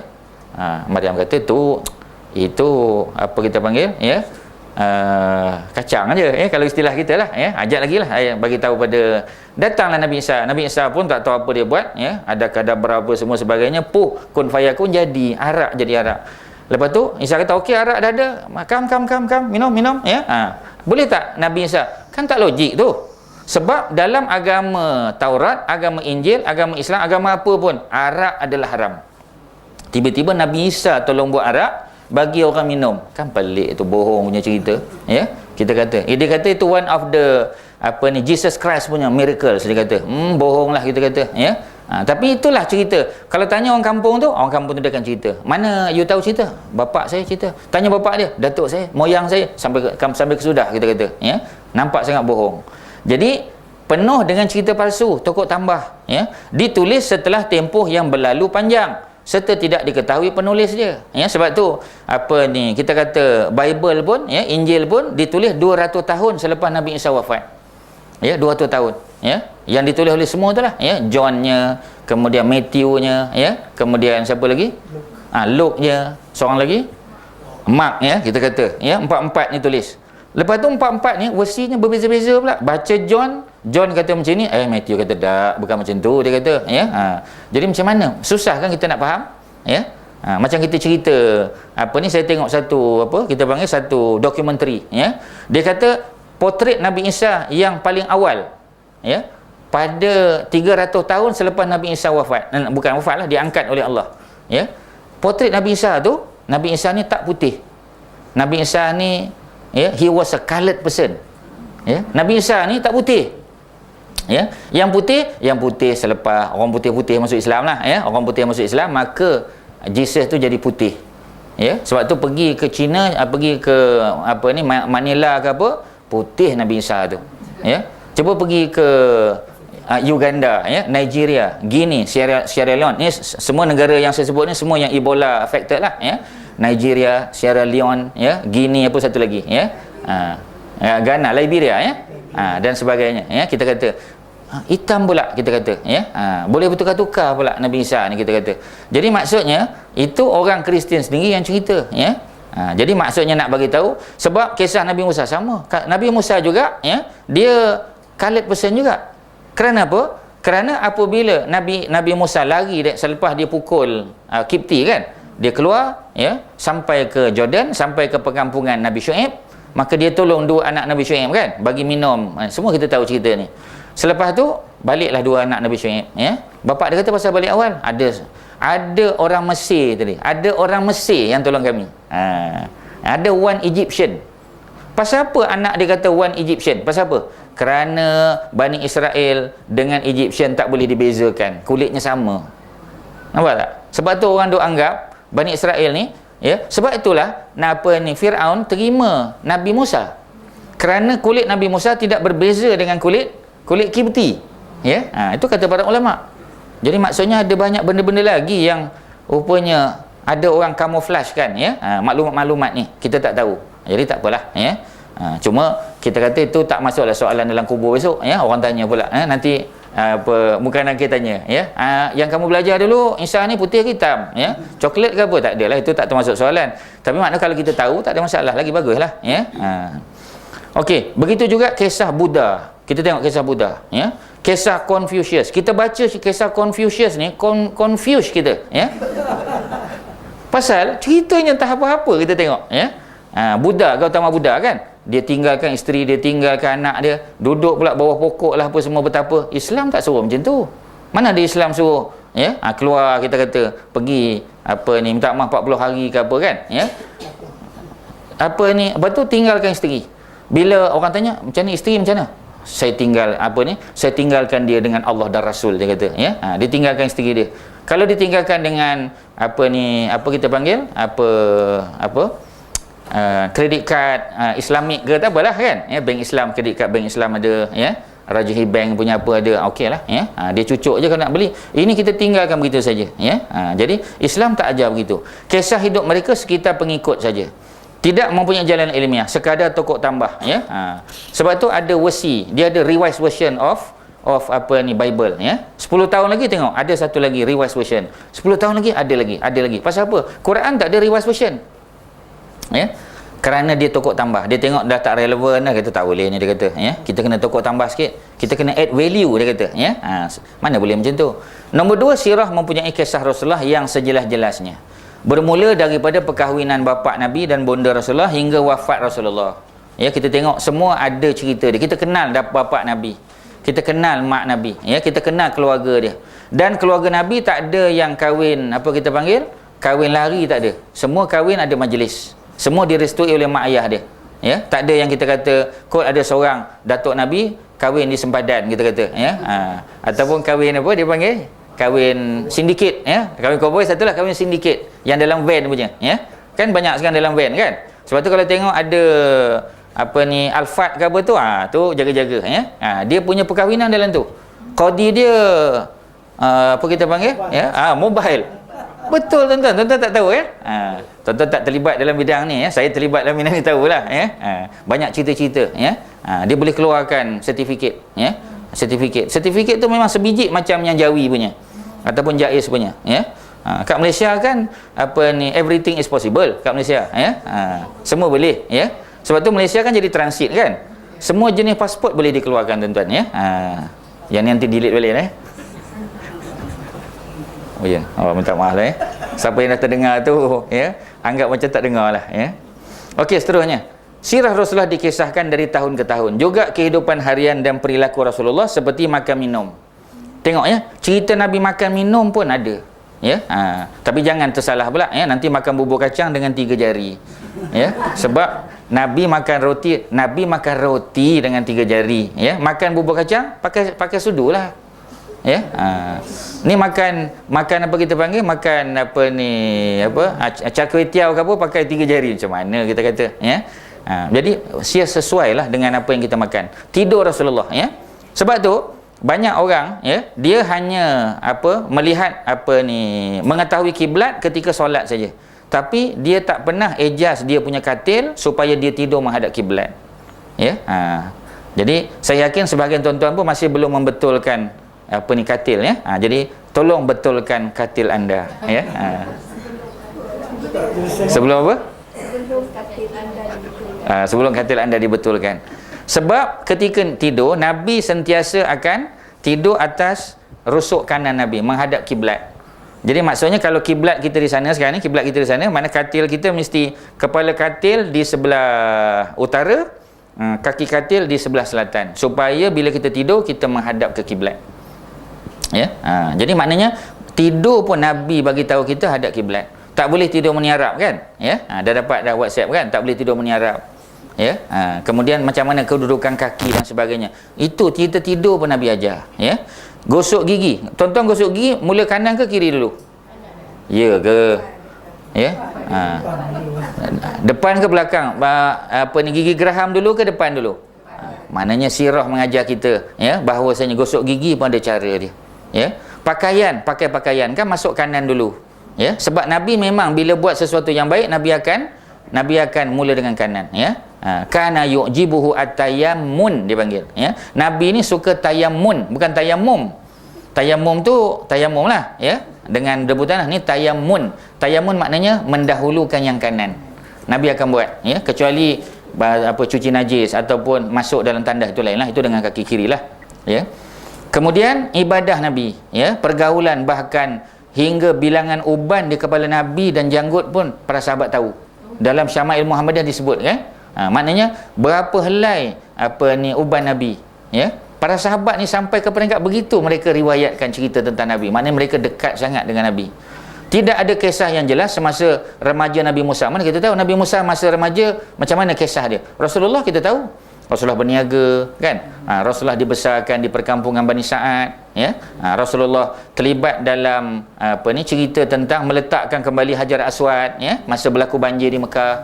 Jadi kisah-kisah itu semua ada. Tapi cerita Nabi Musa dan Nabi Isa masa muda kita tak tahu. Ya, apa kisah yang berlaku pada zaman Nabi Musa atau Nabi Isa? Sikit-sikit kita tahu. Tapi yang kita tahu tu pun kerana Quran cerita. Kalau Quran tak cerita, kita tak tahu. Ya, kisah-kisah tu macam-macam berlaku. Ya, kemudian kisah baginda berdua hanya diketahui selepas daripada kenabian. Lepas daripada mereka ni diwafatkan atau diangkat oleh Allah, barulah timbul cerita-cerita. Tapi cerita tu tokoh tambah lah. Ya. Nombor 3, sirah Nabi adalah kisah yang berlingkungan sifat manusia. Nabi bukannya malaikat. Sebab tu Nabi bila lapar Nabi makan, bila haus Nabi minum, ya, bila mengantuk Nabi tidur. Itu sifat manusia. Sebab itulah Rasul tidak diutus daripada malaikat. Kalau diutus daripada malaikat apa jadi? Haji Fauzi, kalaulah Nabi itu malaikat, apa yang berlaku? Kita tak boleh ambil dia contoh lah. Macam mana kita nak ambil dia sebagai contoh? Ya, Arif kan? Macam mana kita nak ambil malaikat sebagai contoh? Sebab malaikat dia tak makan. Ya? Ingat tak kisah Nabi Ibrahim mempelawa 2 orang malaikat kan? Yang menyamar sebagai lelaki, ya?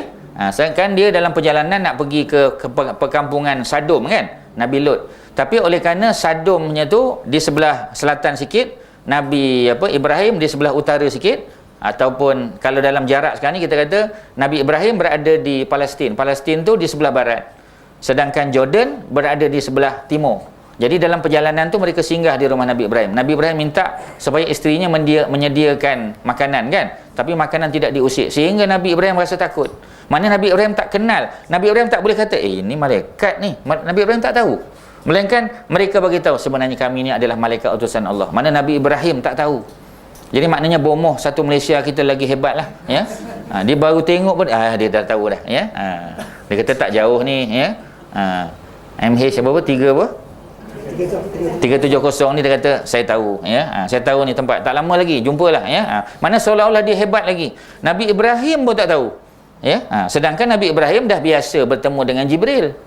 Tetapi bila Jibril duduk dalam keadaan manusia, ya, tak boleh nak agak. Jadi sampai peringkat begitu, ya.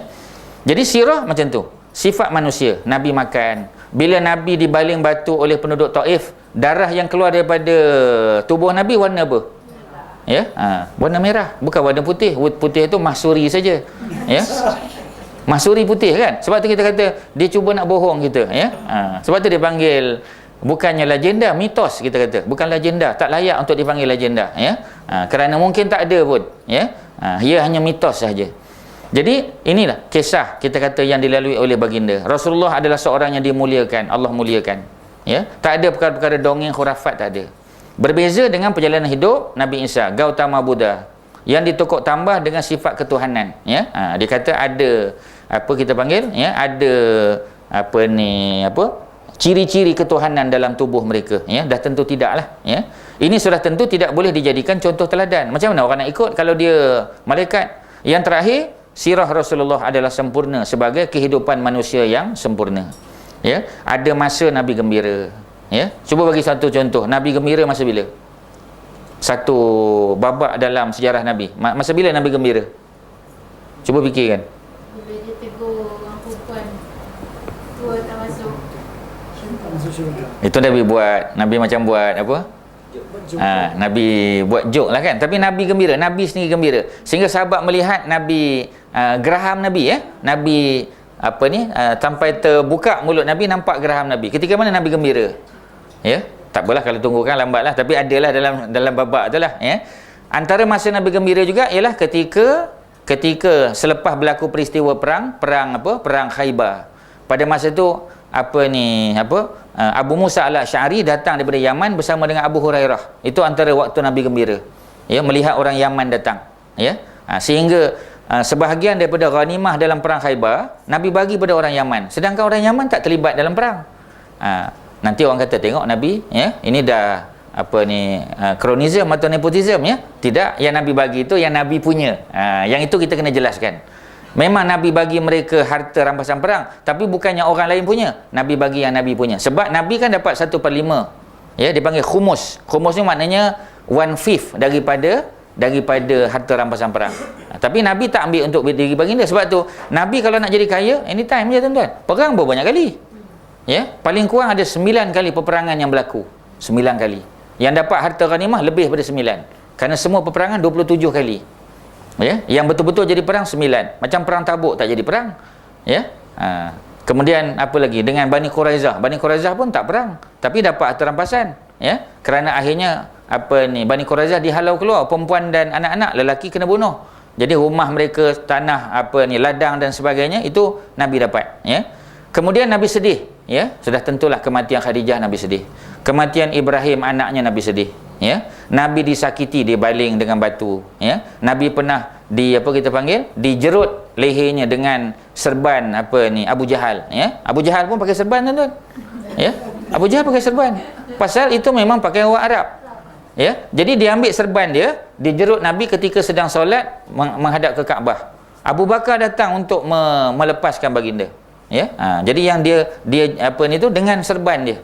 Jadi maksudnya kita tak boleh kata serban tu sebagai sunnatul ibadah, tak boleh.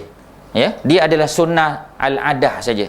Ya, adat. Tapi oleh kerana kita tahu Nabi pakai, kita pakai itu kerana kita sayang Nabi, mudah-mudahan Allah bagi pahala macam tu. Bukan maknanya pakai saja automatik kita dapat pahala. Tak, bukan macam tu. Ya, kerana ia adalah sunnah masyarakat Arab. Orang Arab pun memang pakai serban. Ya, orang Arab pakai jubah, biasa pakai jubah mereka. Takkan Abu Lahab pakai baju Melayu pula, ya, baju Melayu cekak musang, ya, Teluk Belanga, takkan macam tu. Ada masa juga, ya, Nabi juga sebagai pemimpin negara, ketua keluarga, ya, Nabi pendakwah, Nabi semua tuan-tuan. Ya, Nabi ni Superman lah kita kata. Ya, sembahyang Nabi sembahyang malam paling panjang, tidur Nabi paling sedikit. Ya, Nabi dah lah miskin, sedekah banyak tuan-tuan. Kita orang kaya sedekah tu biasa tuan-tuan, orang kaya. Tapi orang miskin sedekah itu luar biasa. Ya, panglima perang, Nabi jadi panglima perang. Kok lah kita ingat Nabi ni duduk belakang sekali. Ya, yang depan tu Sayyidina Umar dengan Hamzah saja. Nabi bagi arahan daripada belakang je. Dah, Nabi pergi depan. Nabi seorang pendidik, Nabi guru, ya, dan memang layak untuk dituruti dan dicontoh oleh umat manusia. Berbeza dengan tokoh-tokoh yang lain. Jadi kita selesai di situ, ya. Sumber sirah tuan-tuan boleh tengok di sebelah tu boleh baca sendirilah, ya. Cuba tengok sumber sirah Nabawiyah. Dan yang menarik buku ni ialah kerana dia menggabungkan fakta geografi.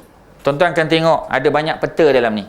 Inilah baru subjek sirah tuan-tuan. Supaya kita tahu Parsi sebelah mana, ya. Habasyah tu sebelah mana. Dia dipisahkan oleh apa? Laut Mediterranean ke Laut Merah, ya. Jadi kita tahu Yaman duduk sebelah mana, boleh kita faham, ya. Ini sejarah tuan-tuan. Maksudnya sejarah yang digabungkan dengan geografi. Ya. Jadi ini dipanggil ya, geographical history dipanggil. Ya. Kalau buku geografi ada sejarah dia panggil historical geography, itu jelah. Ya. Saya balik-balikkan je perkataan tu, ya. Boleh faham, ya? Okey, silakan kalau ada soalan. Selesai dah.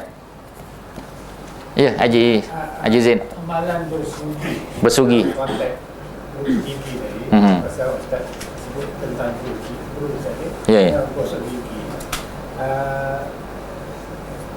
Adakah ianya pokok sunat, ya?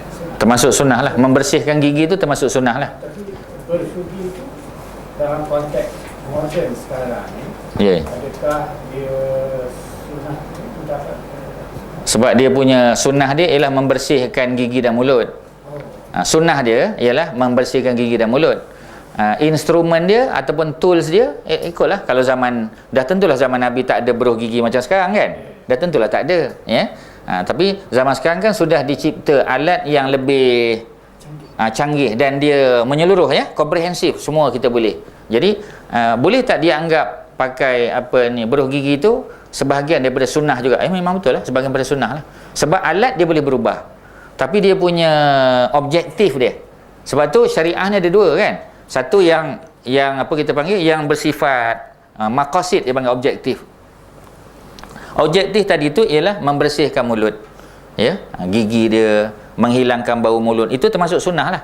Tapi caranya boleh berubah, ya. The means tu boleh berubah. Dia punya means tu boleh berubah, ya. Tapi dia punya objektifnya sama. Objektif membersihkan. Saya tengok ramai lagi orang bersugi sekarang. Jelas tak ada masalah, boleh ya. Cuma macam tadilah ya, mungkin dari segi hilang bau mulut lah. Tapi kena jaga juga kebersihan ya. Ini yang subuh tadi punya yang dia tak apa, tiba-tiba dia saja. Kita kata orang sebelah pun dah nak meloya dah, kita kata ya. Jadi jaga dari segi kebersihan lah ya.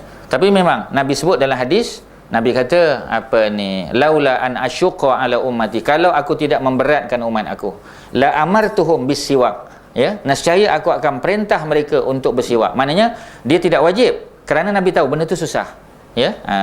Inda kulli wudu, Nabi kata kalaulah aku tidak memberatkan umat, maka aku akan wajibkan mereka untuk bersugi, mana membersihkan mulut dan gigi tadi. Inda kulli wudu, setiap kali berwuduk, wuduk aja gosok gigi, wuduk aja gosok gigi ya. Ataupun apa ni, apa kita panggil, inda kulli solah ya, pada waktu setiap kali nak solat. Jadi maknanya orang nak solat je dia tu tidaklah salah juga, tapi dari segi kebersihan tadi tolong jagalah ya. Sebab kan Nabi masa nak wafat ya, masa Nabi berada di rumah Aisyah ya, Nabi berada di rumah, di pangkuan Aisyah ya, ketika Nabi melihat Abdurrahman ni abang Aisyah, dia masuk dalam rumah Aisyah, dia gigit apa ni, kayu sugi tadi ya. Maka Nabi memberi isyarat, Aisyah faham isyarat tu ya, sebab kahwin lama dah, takkan tak faham lagi ya. Macam kita kadang isteri bagi isyarat pun kita tak faham-faham ya. Macam Rasulullah dengan Aisyah, dia memang sehati sejiwa, kita kata ya, seiring dan sejalan ya. Seindah bunga di taman ya. Itu Syarifah ini dengan Brody Marantika ya. Ya. Apa ni, kita pasal apa ni, Fatimah dengan Osman tadi tu. Ada riwayat ke yang Fatimah tu diberi pilihan ataupun Rasulullah yang memilih? Tak, Fatimah tak bagi pilihan, Rasulullah yang pilih. Sebab okey, saya bagi tahu pada tuan-tuan, apa ni, isteri yang dikahwini oleh anak Nabi yang kahwin dengan Osman yang pertama tu bukan Zainab ya, sebab Zainab kahwin dengan Abul As. Anak kedua Nabi, yakni Ruqayyah yang kahwin dengan Osman. Sebab itu dalam perang Badar Osman tak pergi. Ramai orang tak tahu ya. Sebab dia kata takkan Osman tak pergi perang Badar. Osman memang tak pergi. Sebab senarai nama tu tak ada Osman, kerana Osman pada waktu tu menjaga isterinya yang sakit. Ruqayyah sedang sakit tenat. Jadi Nabi tak benarkan Osman pergi. Mana dapat excuse dia. Jadi apa ni, ketika umat Islam menang, pada ketika itu juga sampai berita Ruqayyah meninggal dunia.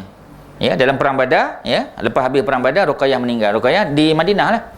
Jadi apabila Ruqayyah meninggal, maka sudah tentulah ya, Nabi akan gantikan Ruqayyah ni dengan anak Nabi yang lain. Anak Nabi yang lain pada masa tu ada dua lagi. Pasal dalam perang Badar, Nabi apa ni, Ali belum kahwin dengan Fatimah. Ali kahwin dengan Fatimah selepas perang Badar. Ya, sebab tu saya tanya soalan tadi. Sebab ada orang jawab soalan tadi tu, ya. Macam mana dia jawab? Dia kata macam mana Fatimah nak dikahwinkan dengan Osman, ustaz? Dia kata sebab Fatimah kan dah kahwin dengan Ali. Nanti dulu, ya. Dia memang advance, ya, tapi dia sikit terlambat, tuan-tuan, ya. Pasal apa? Pasal pada waktu tu Fatimah belum kahwin dengan Ali. Fatimah kahwin dengan Ali selepas perang Badar. Kok dia kata, Osman kan baru kematian isteri, edah pun dah berapa hari, lelaki mana ada edah, ya. Jadi maksudnya Osman tu boleh dikahwinkan either dengan apa ni, Ummu Kulsum ataupun dengan Fatimah, boleh. Tapi Nabi tak kahwinkan dia dengan Fatimah. Nabi kahwinkan dengan Ali, ya. Jadi Ummu Kulsum yang gantikan kakak dia kahwin dengan Osman. Kerana Fatimah ni contoh, ya. Sebab Fatimah adalah wanita terbaik, nombor 2 lah terbaik pada zaman baginda selepas Khadijah. Khadijah dah meninggal. Orang tak boleh tengok contoh, ya, sebab Khadijah dah meninggal. Melainkan sahabat-sahabat yang duduk di Mekah tu nampaklah Khadijah, tapi sahabat Madinah tak pernah jumpa Khadijah. Jadi mereka nak contoh daripada siapa? Dah tentulah daripada Fatimah, ya. Sebab tu bila Fatimah pakai rantai kan, barang kemas pun Nabi tegur dia. Bukan salah, tak boleh, bukannya haram. Sebab yang belikan rantai itu ialah suami dia, ya. Jadi dia nak tunjukkan dia appreciate suami punya pemberian, dia pakai rantai lah. Tetapi Nabi tegur dia. Kerana apa? Kerana kalau Fatimah anak Nabi pakai banyak tu, esok kalau muslimat zaman kita pakai banyak mana tak tahu, ya. Kalau dia pakai seutas gelang pun, esok muslimat kita pakai banyak mana, ya. Itu yang bila nak tanya soalan, saya ada satu soalan tu dia punya, ya. Itu yang berbunyi-bunyi tu, ya. Macam ustaz siapa beritahu, ya. Bila angkat takbir Allahu Akbar, perempuan kan Allah tu berbunyi-bunyi tu, apa kita panggil, menghilangkan khusyuk solat, kita kata, ya. Jadi patut nak pergi masjid tu tanggal kalau dulu. Lepas tu kan pakailah balik, ya. Patutnya begitu. Tapi makna nak bagi tahu kerana Fatimah contoh. Sebelum zaman Nabi tadi kita sebutlah, ya. Yang pertama Aisyah, yang kedua Maryam. Ya. Sebab itu daripada 4 tu ada representatif dia. Siapa dia? Maryam. Sebab tu ada surah Maryam dalam Quran. Surah Khadijah tak ada.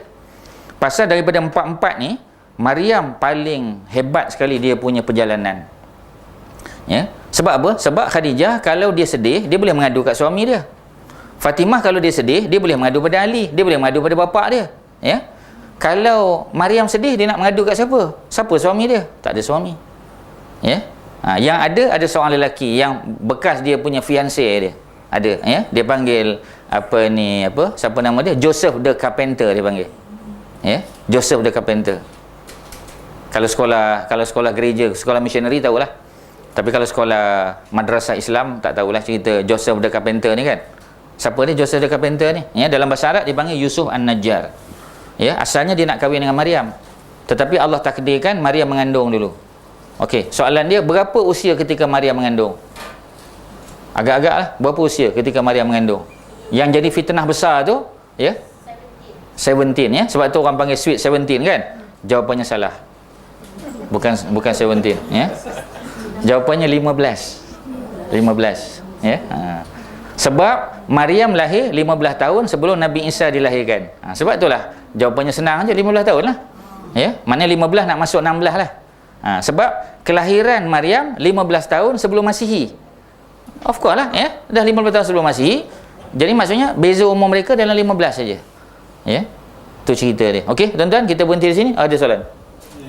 Aisyah letak di dapat taraf sebagai tokoh wanita. Itulah sebab yang menentukan ni, yang pertama Allah lah kan. Allah yang menentukan, ya. Kedua kita kata macam tadilah, ya, Allah bagi kemuliaan kepada ahlul bait yang asal lah. Maksudnya isteri Nabi yang pertama lah kan, ya. Sebab kalau Khadijah, Aisyah kan, kalau ambil Aisyah kan, Ummu Salamah kan kecil hati pula. Ya. Kan ada lagi Ummu Habibah dan sebagainya. Jadi nak kena pilih salah seorang represent isteri Nabi. Khadijah lah yang paling layak. Sebab pengorbanan Khadijah itu tak boleh terlawan. Nanti kita akan tengok bagaimana Aisyah beberapa kali cemburu, apabila Nabi masih juga menyebut-nyebut nama Khadijah. Sedangkan Khadijah dah meninggal lama dah. Ya. Jadi maksudnya memang cukuplah seorang representatif, ya. Begitu juga kita kata Fatimah. Tak bolehlah semua anak Nabi ramai sangat nanti, ya. Ketua kan seorang saja. Jadi Fatimah yang dipilih. Sedangkan Fatimah yang bongsu. Patutnya Zainab lah, ya. Sepatutnya Ruqayyah ataupun Ummul Kulsum. Tapi pengorbanan Ruqayyah dan Ummul Kulsum tak sehebat macam Fatimah. Ya. Sebab tu Fatimah dipanggil Ummu Abiha. Ibu kepada bapaknya. Itu gelaran Fatimah, Ummu Abiha. Sebab bila Nabi kehilangan Khadijah, walaupun Nabi juga mengadu pada isteri baginda, tetapi Fatimah tetap menjadi tempat Nabi mengadu. Maknanya masing-masing. Sebab tu rumah Fatimah paling dekat dengan rumah Nabi. Ya, sebab rumah Aisyah dengan rumah Rasulullah tu dia berkongsi dinding. Dia rumah tu rumah kluster, ada 4 kat situ, sebelah pada Raudah. Rumah Aisyah ni sebelah kanan ni Raudah, sebelah pada Raudah tu, ya, rumah Aisyah di sebelah ni utara ni, kalau kita kata utara lah, selatan rumah Fatimah, sebelah ni rumah siapa dia? Ummu Salamah, depan tu rumah Saudah. Sebab masa Nabi mula-mula pindah ke Madinah, isteri yang jadi isteri Nabi 2 saja. Aisyah dengan Saudah saja. Sebab tu rumah mereka paling dekat. Ya. Nanti bila Saudah hampir nak meninggal, dia dia hibahkan rumah dia kepada Aisyah.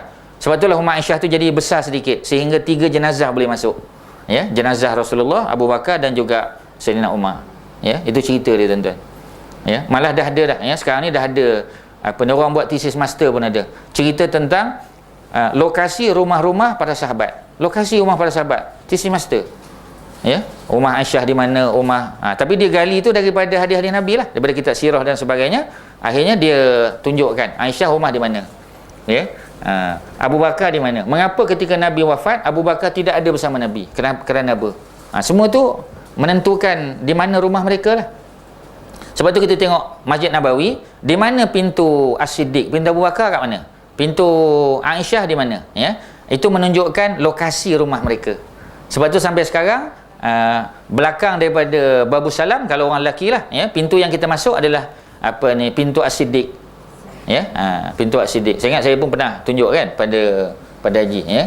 Cerita tentang pintu yang paling dekat dengan pintu salam. Maksudnya kalau kita masuk daripada pintu As-Siddiq terus masuk dalam Raudah. Ya. Malah pintu As-Siddiq ada 3 pintu As-Siddiq. Pintu As-Siddiq 1, pintu As-Siddiq 2, pintu As-Siddiq 3. Mungkin tuan-tuan tak ambil perhatian lah. Ya. Sebab sibuk nak beli apa kita panggil, ya. Nak beli kurma, nak beli apa kan, ya. Tapi ustaz dia tengok nama-nama tu, ya. Tolong hafalkan nama-nama. Jangan bimbanglah tuan-tuan. Saya tolong hafalkan untuk tuan-tuan nama-nama tu, ya. Nama, tempat, lokasi. Tuan-tuan datang kelas saja, datang lecture saja. Ya. Sebab untuk final exam macam biasalah, ya. Lecture saja 50%. Daripada buku, kalau tuan-tuan hafal buku ni pun, tuan-tuan hanya boleh dapat C+ saja saya bagi. Tapi kalau datang dengan lecture, insya-Allah, ya. Insya-Allah B+ dalam tangan. A mungkin susah lah, impossible lah kita kata, ya. Dia memang macam tu, kena hadir lecture lah, ya. Okey, last ada soalan terakhir. Muslimat ada soalan? Ya, silakan. Selepas sejarah selepas Rasulullah wafat, apakah itu bukan sirah, tetapi apakah itu penting juga untuk penting. Sebab Nabi kata, berpeganglah kamu pada sunnah aku dan sunnah Al-Khulafa Ar-Rasyidin yang datang selepas aku. So sejarah zaman Khulafa Ar-Rasyidin ni Termasuk sunnah juga. Tapi bukan sunnah Nabi lah, sunnah Al-Khulafa Ar-Rasyidin. Maksudnya apa yang diputuskan oleh 4 sahabat, ia menjadi sunnah juga, yang menjadi tuntutan untuk kita ikut. Ya, macam kita kata apa kita panggil azan sebagai contoh kan, ya. Zaman Nabi mana ada azan 2 kali kan. Zaman Osman sudah ada azan 2 kali, ya. Kemudian tarawih yang dibuat secara berjamaah kan. Yang dipilih imam Umar pilih 2 imam, ya. Maksudnya boleh sebab zaman Nabi jadi imam fardu, sembahyang fardu, Nabi juga jadi imam untuk tarawih. Zaman Sayyidina Umar tak jadi imam tarawih. Umar lantik 2 orang sahabat. Yang pertama ialah Ubay bin Ka'ab, yang kedua ialah Tamim Ad-Dari, 2 orang sahabat yang suaranya sedap, ya. Dan untuk tuan-tuan, dua-dua ni bukan orang Mekah, ya. Ubay bin Ka'ab dia seorang pakar dalam kitab Taurat, ya. Dia pakar kitab Taurat. Dia bukan orang Yahudi, tapi dia orang Arab yang duduk bersama Yahudi di Madinah. Dia belajar kitab Taurat, ya. Dia pandai maklumat-maklumat tentang Taurat, walaupun dari segi bahasa katanya dia tak pandai. Sebab kalau dia pandai bahasa, dah tentulah Nabi suruh dia untuk belajar bahasa Hebrew, bukan Zaid bin Sabit, ya. Kemudian seorang lagi ialah Tamim Ad-Dari. Tamim Ad-Dari asalnya dia Nasrani, dia orang Kristian, ya, tapi akhirnya dia masuk Islam, ya, sebab suaranya sedap dan dia hafal Al-Quran, jadi imam. Jadi maknanya Umar sudah mengubah kebiasaan zaman Nabi. Tapi boleh tak kita kata dia buat bid'ah? Tak boleh lah, ya. Sebab yang wajib sebagai pemimpin ialah sembahyang fardu, dia kena jadi imam. Tapi sembahyang sunat dia boleh delegate, ya, kepada orang lain. Jadi Umar buat yang pertama, ya. Jadi itu pun termasuk sunnah lah. Jadi kita boleh lantik lah. Itu yang banyak masjid Ramadan kan dia ambil imam hafiz kan, dan dia ambil 2 kan, bergila-gila. Itu termasuk perkara yang dibuat oleh Sayyidina Umar juga. Dan benda-benda lain lah, ya, yang banyak berlaku pada zaman 4 Al-Khulafa Ar-Rasyidin. Tetapi selepas pada zaman Ali dibunuh, ya, maka semua tu menjadi guidance saja pada kita. Maksudnya dia jadi kita tidaklah wajib kita ikut, ya. Macam contoh kita kata selepas pada zaman Sayyidina Ali, ya, katalah Jabir ada pandangan, kemudian Abu Sa'id Al-Khudri pun ada pandangan. Maknanya tak wajib kita ikut yang Jabir saja. Kita boleh ikut either Jabir ataupun Sa'ad bin Abi Waqqas, ataupun bukan Sa'ad bin Abi Waqqas, siapa tadi? Abu Sa'id Al-Khudri. Kita boleh ikut, ya. Tapi kalau zaman para sahabat, maknanya apa yang mereka buat tu menjadi sumber hukum lah, ya. Sebagai contoh kita kata pada zaman Sayyidina Ali, pada zaman Sayyidina Osman, ya. Osman setiap kali dia pergi ke Mekah, dia tidak mengqasar solat. Sedangkan Rasulullah pergi ke Mekah, Nabi qasar solat. Abu Bakar qasar, Umar pun qasar. Tiba-tiba Osman tidak qasar. Maka orang tegur dia, pasal apa Osman menyalahi perbuatan Nabi, ya.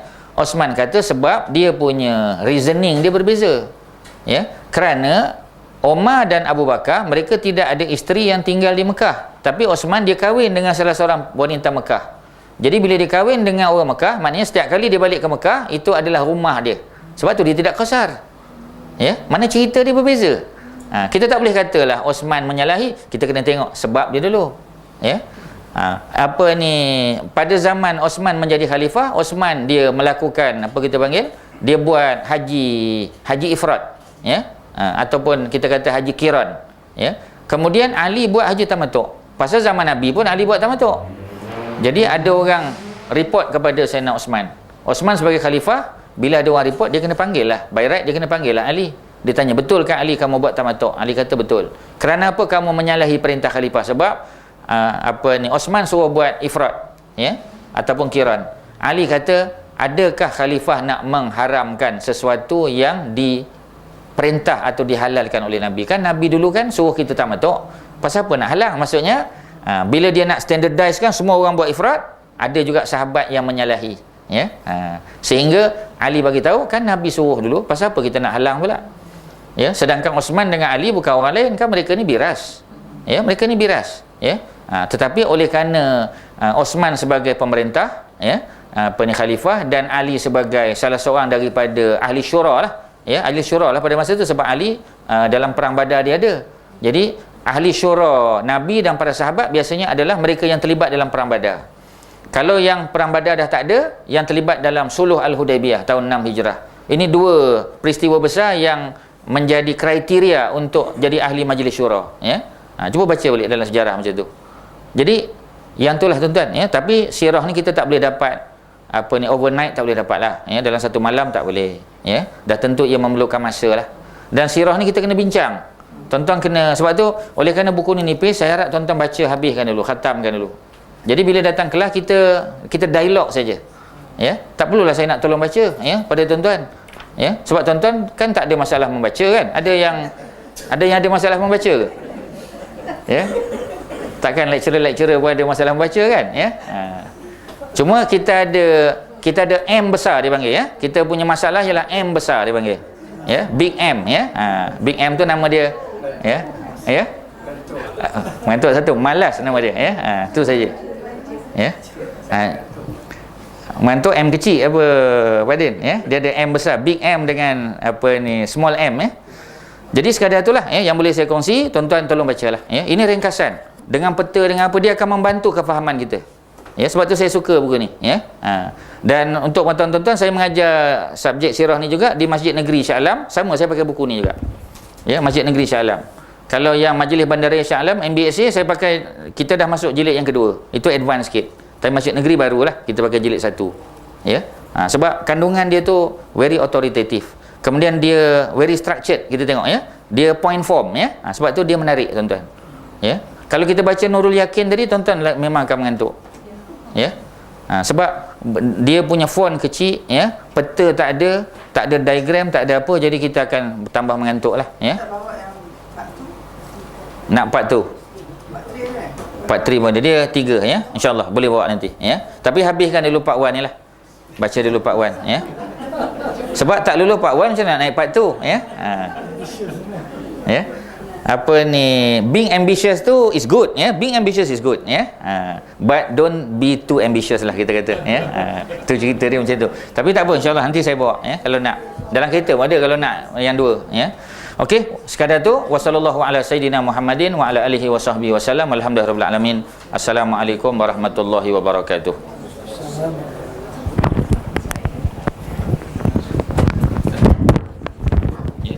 Yahudi yang sekarang daripada Kilang. Auto track number 13.